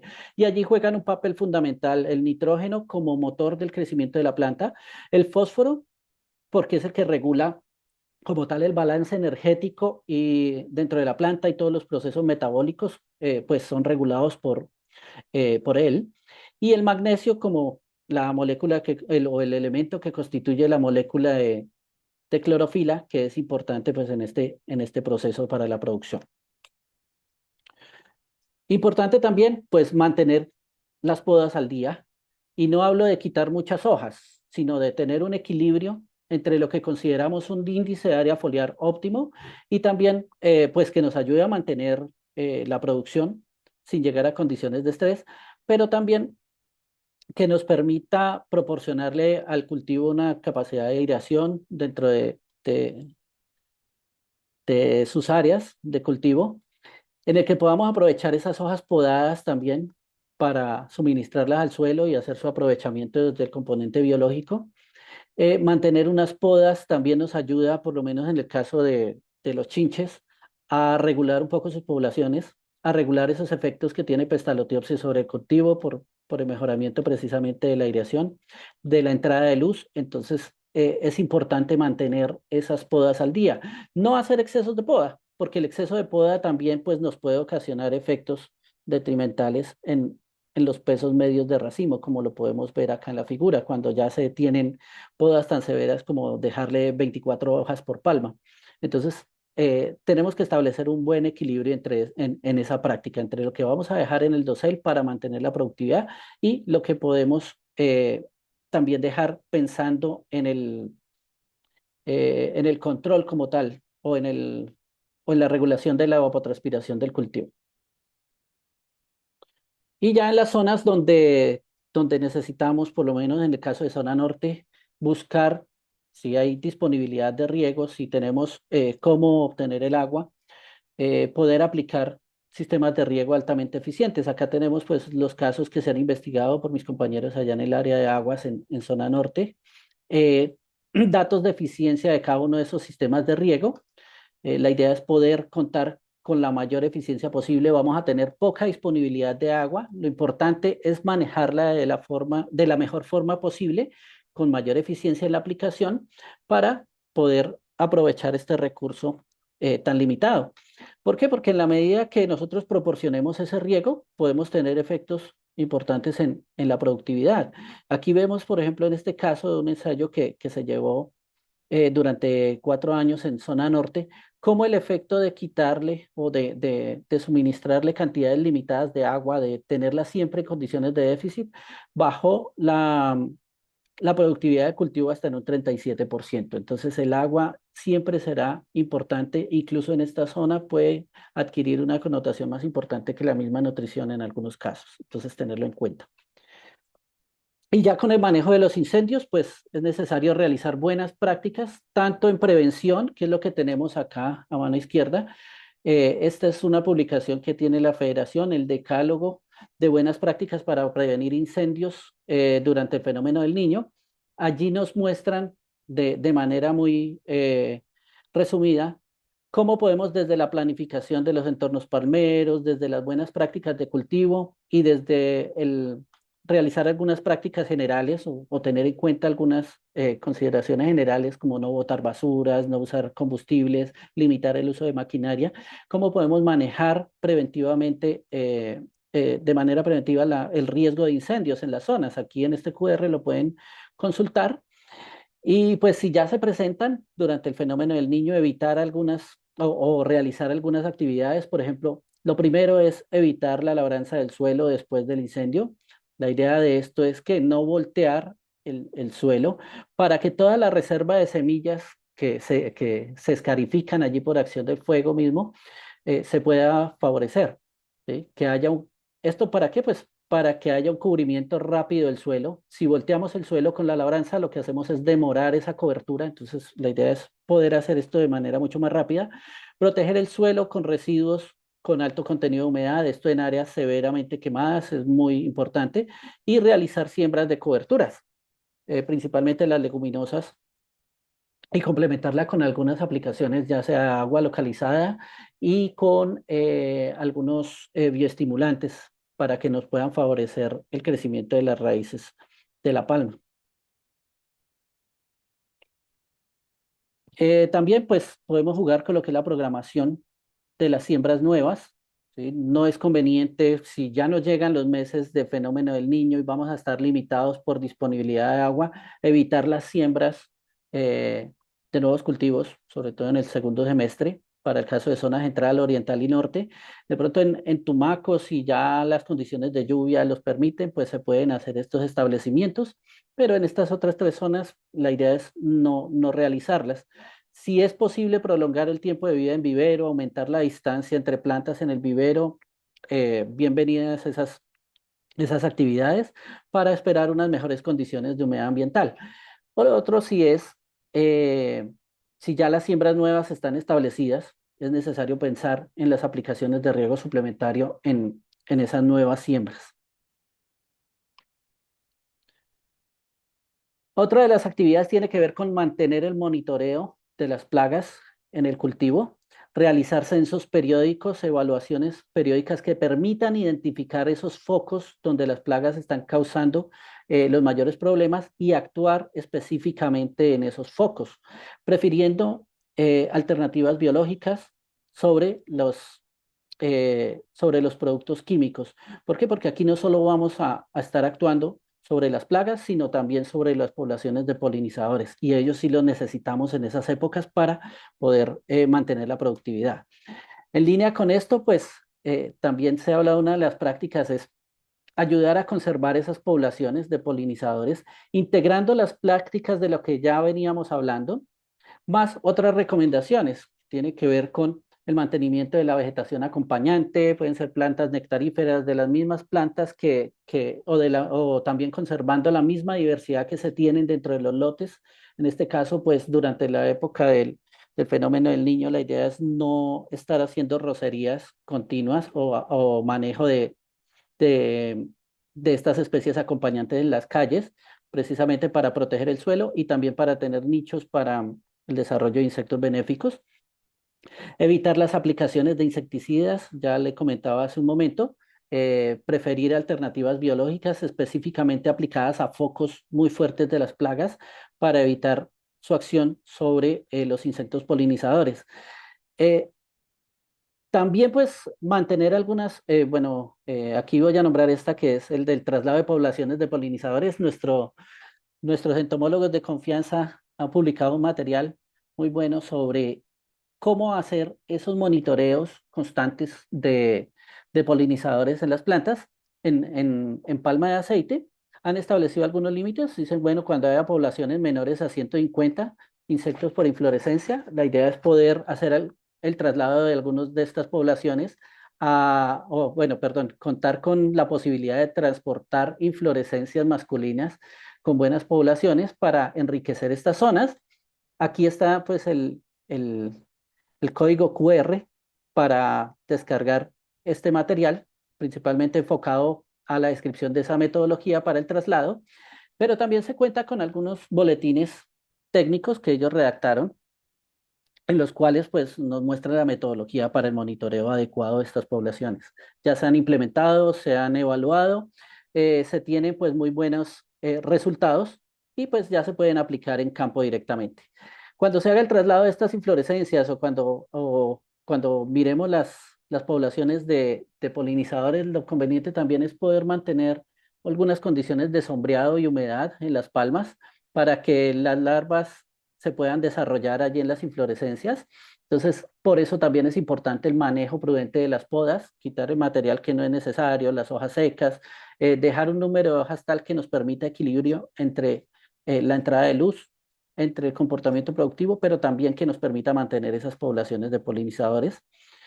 Y pues ya si los casos son muy extremos, hacer aplicaciones temporales de polinización artificial con ácido naftaleno acético. Ya las metodologías han sido difundidas, contamos con material publicado para poder hacer estas prácticas de manera eficiente en estas, tanto en siembras de híbridos como en los mismos materiales guinenses, en el caso de que las poblaciones de polinizadores también se reduzcan. Bueno, y ya como comentarios finales, perdón ahí por todas las dificultades técnicas ante todo, pero pues ahí sí ya se me salió de las manos ese problema. Pero bueno, a manera de comentarios finales, recordar que el fenómeno del niño pues tiene una probabilidad actual de ocurrencia mayor al 82%, que puede estar por encima del 96% hacia el segundo semestre. Entonces tenemos que empezar a tomar las diferentes acciones para mitigar sus efectos en, desde ya, desde este momento. El fenómeno del niño, ya como lo anotaba Andrea anteriormente, no es que implique una reducción en la cantidad de lluvias. No necesariamente puede caer la misma lluvia, pero nos puede afectar sobre todo el número de eventos al mes, ¿sí? Pasar de un número alto de eventos a reducirse a la mitad incluso. Esto puede ocurrir y es importante adaptarse a esos cambios, sobre todo en el tema de manejo de ventanas de fertilización, ¿sí? Es importante, y también el manejo de los excesos de agua. Mucho tiene que ver en tres al menos de nuestras cuatro zonas con el manejo eficiente de los sistemas de drenaje. Las lluvias por debajo del comportamiento normal en los últimos meses pueden favorecer que el niño se presente en condiciones ya establecidas de déficit. Hemos tenido unos bajones de lluvias en meses atrás, entonces quiere decir que si el niño no llega, ya puede en algunas áreas podemos tener en esas áreas algunas condiciones de déficit hídrico preexistentes. Entonces allí nos va a aumentar como tal la baja disponibilidad hídrica y nos incrementa el riesgo de incendios. Entonces tenemos que estar alerta tomando las medidas necesarias para evitar esto. Es necesario implementar algunas estrategias para mitigar los efectos adversos con antelación. Siempre hablamos de antelación, mejor la prevención. Pero sin embargo, pues cuando se presenten eh, los efectos, esos efectos adversos, pues también tener algunas alternativas de manejo para mitigarlos en la medida de lo posible. Bueno, y con esto pues concluyo mi presentación, no sin antes mencionarles que sobre estos efectos del fenómeno del niño, aparte de este evento, tendremos algunas actividades de profundización sobre este tema en mesas locales de discusión técnica, para las cuales pues todos los palmeros a nivel nacional están invitados. Estamos también realizando algunas series de videos para nuestras redes sociales, los cuales los invito a que la sigan en Instagram, en Facebook, en WhatsApp, precisamente sobre estrategias para mitigar los efectos de ese fenómeno del niño del año 2026. Esas las estaremos compartiendo en los siguientes días. Y de este tema también se hará una presentación ampliada durante el Congreso de Palmero en julio del presente año. Entonces, agradezco muchísimo su atención.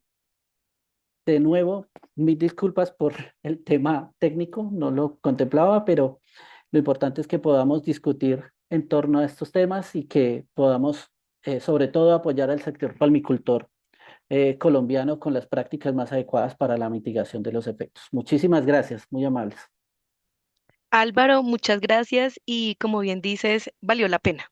Valió la pena afrontar todas esas adversidades que nos implica estar en vivo, en directo y quiero destacar un mensaje pequeño dentro de todo lo que muy ampliamente nos mostraste y es También entender el cultivo y entender lo que está pasando, las dinámicas, los comportamientos del cultivo, llevar nuestros registros de seguimiento y monitoreo, nos llevan, y la invitación grande que nos haces es a conectar, ¿no? A conectar esto con este fenómeno y a conectar todo lo que sucede en el cultivo para ello. Eh, Gracias, Andrea. Gracias, Álvaro, por estas exposiciones tan completas, muy enriquecedoras. Nos llevamos unos mensajes clarísimos para la toma de decisiones, pero sobre todo para entenderlo dentro de nuestro sector. Nos compartieron una información de alto interés para los productores de palma de aceite en el país. Les quiero invitar a que nos sigan haciendo preguntas a través del canal del chat y en nuestro cajón de preguntas y respuestas. Y mientras seguimos en esta preparación, les quiero contar que este año tenemos un hito. Quiero recordarles de nuestra primer conferencia nacional sobre palma de aceite que tendrá lugar del 22 al 24 de septiembre en Villavicencio, en el Parque de las Malocas. Un espacio muy importante para que podamos seguir compartiendo y seguir fortaleciendo todos estos conocimientos de nuestro sector. Los esperamos para compartir los avances científicos, innovaciones y demostraciones tecnológicas más relevantes de la palmicultura nacional. Pero también les quiero contar otra cosa. Nosotros trabajamos todos los días y los quiero invitar especialmente a que nos sigan en nuestras redes sociales. En estas redes sociales estamos compartiendo de manera permanente y frecuente todas nuestras labores de campo de Cenipalma en las zonas palmeras. Importante que nos sigan, importante que estén en conocimiento de todas las actividades que hacemos y sobre todo que sigan todas estas tendencias que tenemos en estos importantes espacios web. Por último, antes de ir con las preguntas, no nos dejen de seguir y leer los boletines del palmicultor. Bien, Andrea y Álvaro nos invitaban a seguir todas estas publicaciones, incluso a hoy que tenemos ya muchas publicaciones relacionadas con el fenómeno del niño. Y en este canal podrán encontrar, y en este código QR, podrán encontrar las últimas noticias del sector. Únanse a ser parte de la comunidad de más de 121.000 usuarios que hoy tenemos en el sector. Ahora sí, vamos con la ronda de las preguntas y quiero invitar a Andrea y Álvaro muy atentos para que podamos estar a la respuesta de ellos. Les informamos que por razones logísticas y como el tiempo es oro en estos espacios en vivo, vamos a formular sus inquietudes a través del chat, vamos a seguirlas recogiendo a través del chat y el cajón de las preguntas. Vamos con la primera pregunta. Nos la hace Roberto Poveda desde Ecuador para Andrea y para Álvaro. Frente a una probabilidad de exceso de agua, ¿qué esquema de polinización se recomienda para híbridos o por G, sólida o líquida? Alvarito. Bueno, Yo creo que vamos con Alvarito, sí. bueno, eh, con la polinización sólida uno pensaría que tiene una ventaja por el tema de disponibilidad de agua, ¿no? La facilidad está con el manejo en cuanto a aplicación, por no depender de ese recurso, de toda la logística de manejo que implica llevar agua a los lotes. Sin embargo, pues con la aplicación de polinización líquida se gana en dos frentes. Uno, en un mejor uso, en un uso más preciso de, del ácido naftalenacético, ¿sí? Se trabaja ya con una dosis mucho más precisa en una concentración adecuada. Y lo otro es que se le brinda también una condición de humedad inicial a esas inflorescencias. Lo que pasa con la polinización sólida también en condiciones de sequía es que el polen mismo como que no se adhiere fácilmente a los estigmas, ¿sí? Depende también de tener un contenido de humedad inicial para que esa polinización se dé efectivamente. Entonces, la polinización líquida en estas condiciones es muy recomendable, ¿sí? Por su precisión y también por brindarle esta condición de humedad a la inflorescencia al principio de la actividad. Ujú. Álvaro, muchas gracias. No sé, Andrea, si quieres agregar algo a la respuesta. No. Bien, nos vamos con la segunda respuesta. La segunda pregunta, perdón. Nos la hace Emerson Rodríguez desde la zona suroccidental. La recomendación de poda en cuanto a número de hojas, ¿a qué cultivar corresponde? Creo que nos doblamos nuevamente con Alvarito, ¿cierto? Yo creo. Bueno, en Palma guinensis, normalmente, o los pruebas que se han realizado hace años, nos mostraban que por encima de las 32 hojas era que entre 32, 40 hojas se tenía como un óptimo de producción. ¿Sí? En caso de palma híbrida, hemos hecho experimentos, que es parte de los resultados que le mostraba allí en la gráfica hace un momento, y nos muestran también ese comportamiento, que entre 32, 36 hojas estaríamos hablando de eh, un buen balance en cuanto a área foliar en la planta para lograr la productividad más alta. Eso es lo que hemos visto hasta ahora con los ensayos. En híbridos o por G lo hemos podido constatar, se corrobora pues lo que ya se tenía por investigaciones hechas anteriormente en el AIS guinense, que la idea es no bajarse de esas 32 hojas, ya pensar en tener 24, 26 hojas, pues ya puede limitar, sobre todo inicialmente un peso medio del racimo. Ujú. Gracias, Álvaro. Bueno, nos vamos con la tercera pregunta y creo que esta sí nos puede ayudar, Andrea. En los llanos orientales, cerca al pie de Monte Llanero, nos mostraron que podía haber un incremento en las precipitaciones de hasta un 40%. ¿Esto quiere decir que nos debemos enfocar más en los drenajes? Creo que ahí nos pueden ayudar los dos. Sí, Vivian, es que definitivamente el llamado es a que no generalicemos la condición porque estamos hablando del niño, ¿sí? Es más a analizar puntualmente el área en la que nos encontramos con nuestras plantaciones. Entonces, si estamos en la temporada de lluvias, pues sí podemos ver un poco disminuidos los volúmenes acumulados. Sin embargo, la variable que más se distorsiona en este tipo de eventos es la frecuencia de los eventos. Es decir, si antes teníamos 200 milímetros en un mes, en 5 eventos o en 8 eventos en el mes, puede que ahora los tengamos en 3 eventos o en 4 eventos, ¿sí? Entonces pueden ser volúmenes mucho más fuertes para un solo evento y en este orden de ideas tenemos que estar preparados. Sí, nuestra temporada en la zona es de lluvias, tenemos que estar preparados para poder drenar y mantener la condición en capacidad de campo de humedad, ¿sí? De nuestros suelos. Sin embargo, entre más nos vayamos alejando del piedemonte llanero, pues es probable que la disminución de los volúmenes acumulados sean mayor, ¿sí? Eso sí debemos tenerlo en cuenta. También, por ejemplo, hacia Tumaco o hacia las zonas o Urabá, en donde las condiciones de precipitación son de volúmenes un poco más altos. Entonces, claro, dependiendo si la condición es de lluvias, pues tendremos que estar preparados también para los drenajes, porque posiblemente vamos a tener menos número de días con lluvia. Ujú. Gracias, Andrea. El mensaje, estar alertas, preparados, pero con datos, ¿cierto? Muy Ujú. importante. Vamos con la cuarta pregunta. Los pronósticos para Colombia suelen variar mucho y ya nos mostraron que se ve afectado por muchísimos factores. Estos pronósticos que están haciendo ahora, ¿por cuánto tiempo son válidos? ¿Podemos confiar en estos pronósticos o mejor esperar un poco más? Bueno, cuando abrí la presentación, recuerdan la imagen del suelo completamente agrietado y la frase que mencionaba que hoy en día todavía tenemos incertidumbres altas en el mediano y en el largo plazo.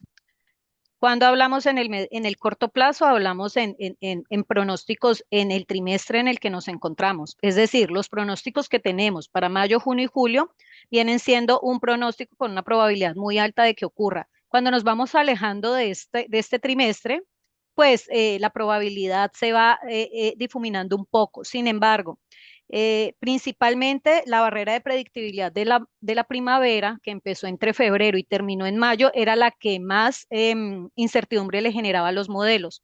Ya la superamos, es decir, que los pronósticos que estamos teniendo ahora tienen una mayor probabilidad de que ocurran según los datos que estamos teniendo, porque ya se superó esa barrera que era la que mayor incertidumbre le da a los modelos matemáticos y estadísticos que se están corriendo. Entonces, ya después de mayo, es muy probable que lo que están arrojando los modelos en los periodos cortos, es decir, en el trimestre en el que nos encontramos, sea lo que ocurra.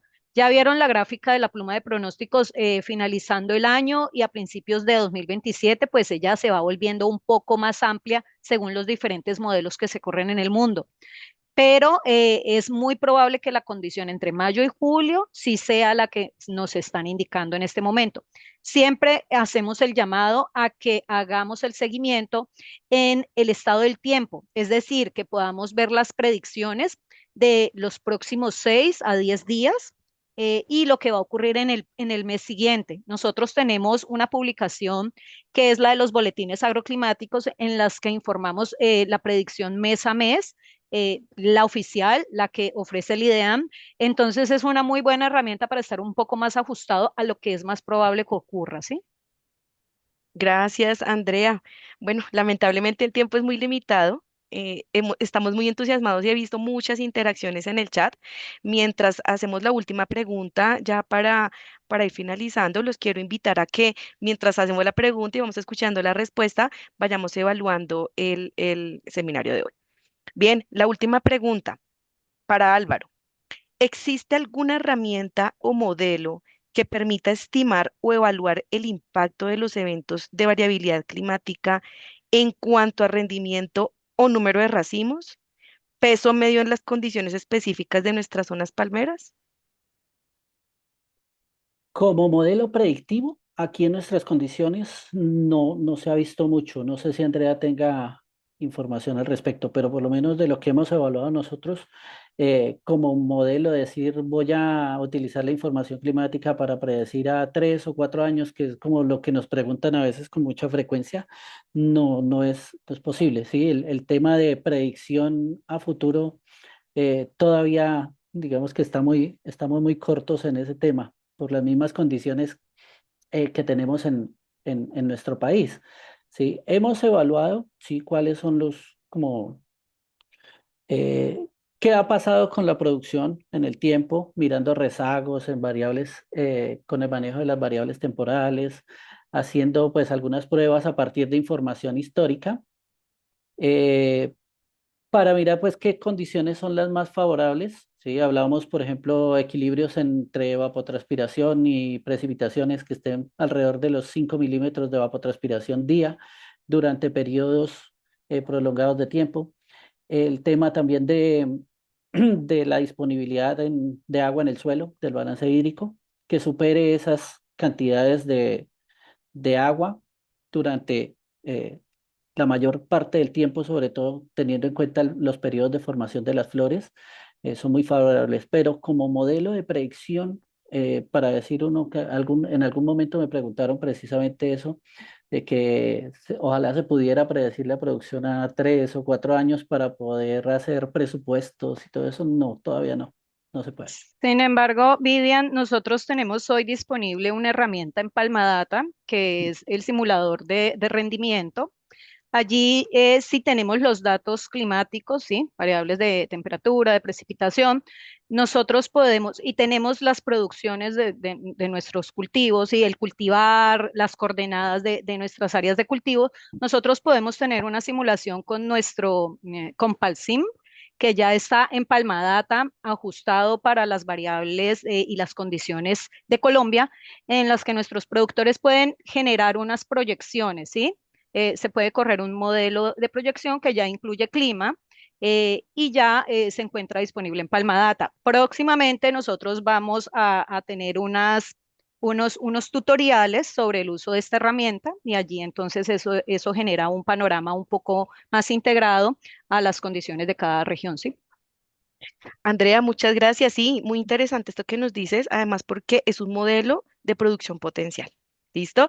Y nos abren ustedes la posibilidad de encontrar un montón de información y un montón de espacios que desde Cenipalma tenemos dispuestos para los palmicultores. Si tienen dudas, estamos allí desde Cenipalma, desde Extensión e Investigación para acompañarlos. Aquí en este código QR podrán también encontrarnos en Extensión. Muchas gracias a nuestros conferencistas invitados y a todos ustedes por enriquecer este espacio de diálogo y aprendizaje.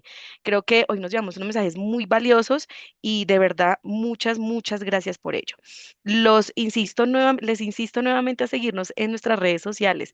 Créanme que van a encontrar momentos únicos que estamos elevando de la palmicultura en temas agronómicos, productivos, ambientales y sociales que nos ayudan a fortalecer mucho más nuestras zonas palmeras. De igual manera, quiero contarles que desde la Dirección de Extensión se tiene un canal de WhatsApp para compartirles noticias, convocatorias, documentos y mensajes que apoyan la producción sostenible del sector. Síguenos en este canal y entérate de las grandes oportunidades del sector. Bien, quiero también recordar que hay unos eventos que estamos desarrollando a nivel nacional que nos pueden encontrar a través de nuestra página de Cenipalma, en donde estamos presentando las fechas, los temas y las convocatorias que hemos venido desarrollando y que pues están siempre dispuestos y pensadas para resolver todas sus necesidades. Además, tenemos este interesante formulario de atención de solicitudes para detección y prevención de posibles brotes fitosanitarios. Importantísimo que puedan acceder a través de este código QR si tienen una necesidad o tienen una inquietud relacionada con el tema fitosanitario para poder llegar de manera precisa y oportuna a cada una de sus plantaciones. Bien, como es de habitual, quiero dar paso a la evaluación de este seminario, no sin antes resaltar que hemos tenido unos picos grandísimos de participación. Si mi memoria no me falla, hemos tenido picos de 108 personas que han estado conectadas aquí. Y bueno, para esta evaluación de seminario le quiero dar la palabra a mi compañero Eric para que nos pueda compartir la pregunta y cómo podemos hacer esta interacción. Muy buenas tardes, Vivian. Muy buenas tardes para todos. En estos momentos estoy compartiendo mi pantalla. La pregunta que traemos el día de hoy es, ¿en qué grado contribuye la información suministrada en este seminario a la mitigación de los efectos del fenómeno del niño? En estos momentos tenemos 22 personas que ya han respondido y pues estamos esperando que los demás ingresen. Gracias, Eric. Entonces aquí tenemos esta interacción. Tenemos 76 participantes acá en el enlace. Repetimos la pregunta, ¿en qué grado contribuye la información suministrada en este seminario a la mitigación de los efectos del fenómeno del niño? Eric, ¿cuántas personas tenemos interactuando en estos momentos? En este momento tenemos 27 personas, 28 personas ya que han respondido a la pregunta. Bien, por allí en el chat nos responden, los invitamos a que sigan el enlace para que podamos tener la interacción aquí en este espacio participativo virtual. ¿Cuántas personas tenemos, Eric? Tenemos una persona más, 29 personas en total.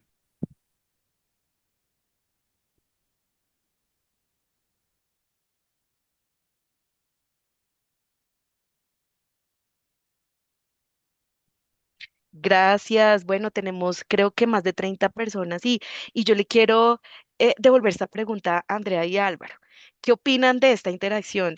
Nos dicen en su mayor, Eric, si me ayudas de pronto a poner ya los resultados parciales que tenemos allí, ¿cómo nos están mostrando esto? Bueno, tenemos de las 32, 33 personas que tenemos interactuando, consideran que es alto, tres en medio y pues cero en bajo. ¿Qué opinan Álvaro y Andrea? Gracias, Andrea. Vivian. Sí, no, definitivamente, pues que podamos comprender todos a qué nos estamos enfrentando, nos facilita un poco más la gestión de nuestras actividades en el día a día y cómo prepararnos. Sin embargo, pues saben que estamos disponibles para atender dudas o inquietudes al respecto. En nuestras publicaciones ya hay mucha información disponible y en Palmadata, pues ya hoy también tenemos análisis de datos muy dispuestos allí para que sean más fácilmente digeribles por el productor, ¿sí? También por los investigadores y extensionistas, porque es importante que en todo el sector pues sea muy claro el concepto.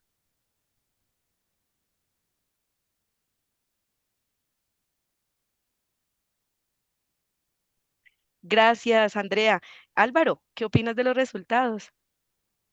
Bueno, pues me agrada mucho ver que hay una respuesta ahí sí, con mucho entusiasmo con respecto a lo que se puede lograr en cuanto a mitigación de esos efectos del fenómeno del niño. pues a partir de lo que hemos compartido hoy, espero pues que sea de ayuda para el sector, que podamos seguir en interacciones y de nuevo pues de mi parte reiterarles la disponibilidad para colaborarles en lo que se necesite a través de las mesas de discusión técnica también con nuestros compañeros de extensión. La idea es poder participar y ahondar más en estos temas. Entonces, invitados también a esos espacios para que han sido creados para que todos los palmicultores, asistentes técnicos, pues puedan interactuar también de una manera directa con el centro de investigación. Gracias, Álvaro. Y quiero arrancar desde lo último que nos dices y es, estamos dispuestos desde Cenipalma a acompañarlos, a estar siempre tratando de resolver todas estas dudas y de manera conjunta y participativa poder llegar a estos escenarios participativos importantísimos del sector. Muchas gracias a todos por retroalimentarnos y por dejarnos saber esta contribución en este seminario que tiene para la permicultura. No me quiero ir sin recordarles que escuchen nuestro podcast Palmeros en Acción, que ahora es video podcast, con este tema tan interesante que tenemos a hoy, que es la innovación aérea para un cultivo más inteligente. Si se perdieron algún detalle de este seminario, les recordamos que la grabación de esta sesión y las presentaciones están disponibles en la página web de Cenipalma y en nuestro canal institucional de YouTube. Para acceder, pueden ingresar a este código QR que está allí. A través de nuestro canal de WhatsApp de extensión, estaremos informando cuándo estas grabaciones están completamente disponibles. Bueno, les quiero ya para finalizar recordar que nuestra próxima cita será el 24 de junio. Los esperamos para seguir compartiendo conocimiento de valor para la agroindustria de La Palma. Ha sido un placer acompañarlos en esta jornada. Que tengan una excelente tarde. Ujú. Gracias, Vivian. Hasta luego a todos. Feliz noche ya. Hasta luego. Bien, hasta luego.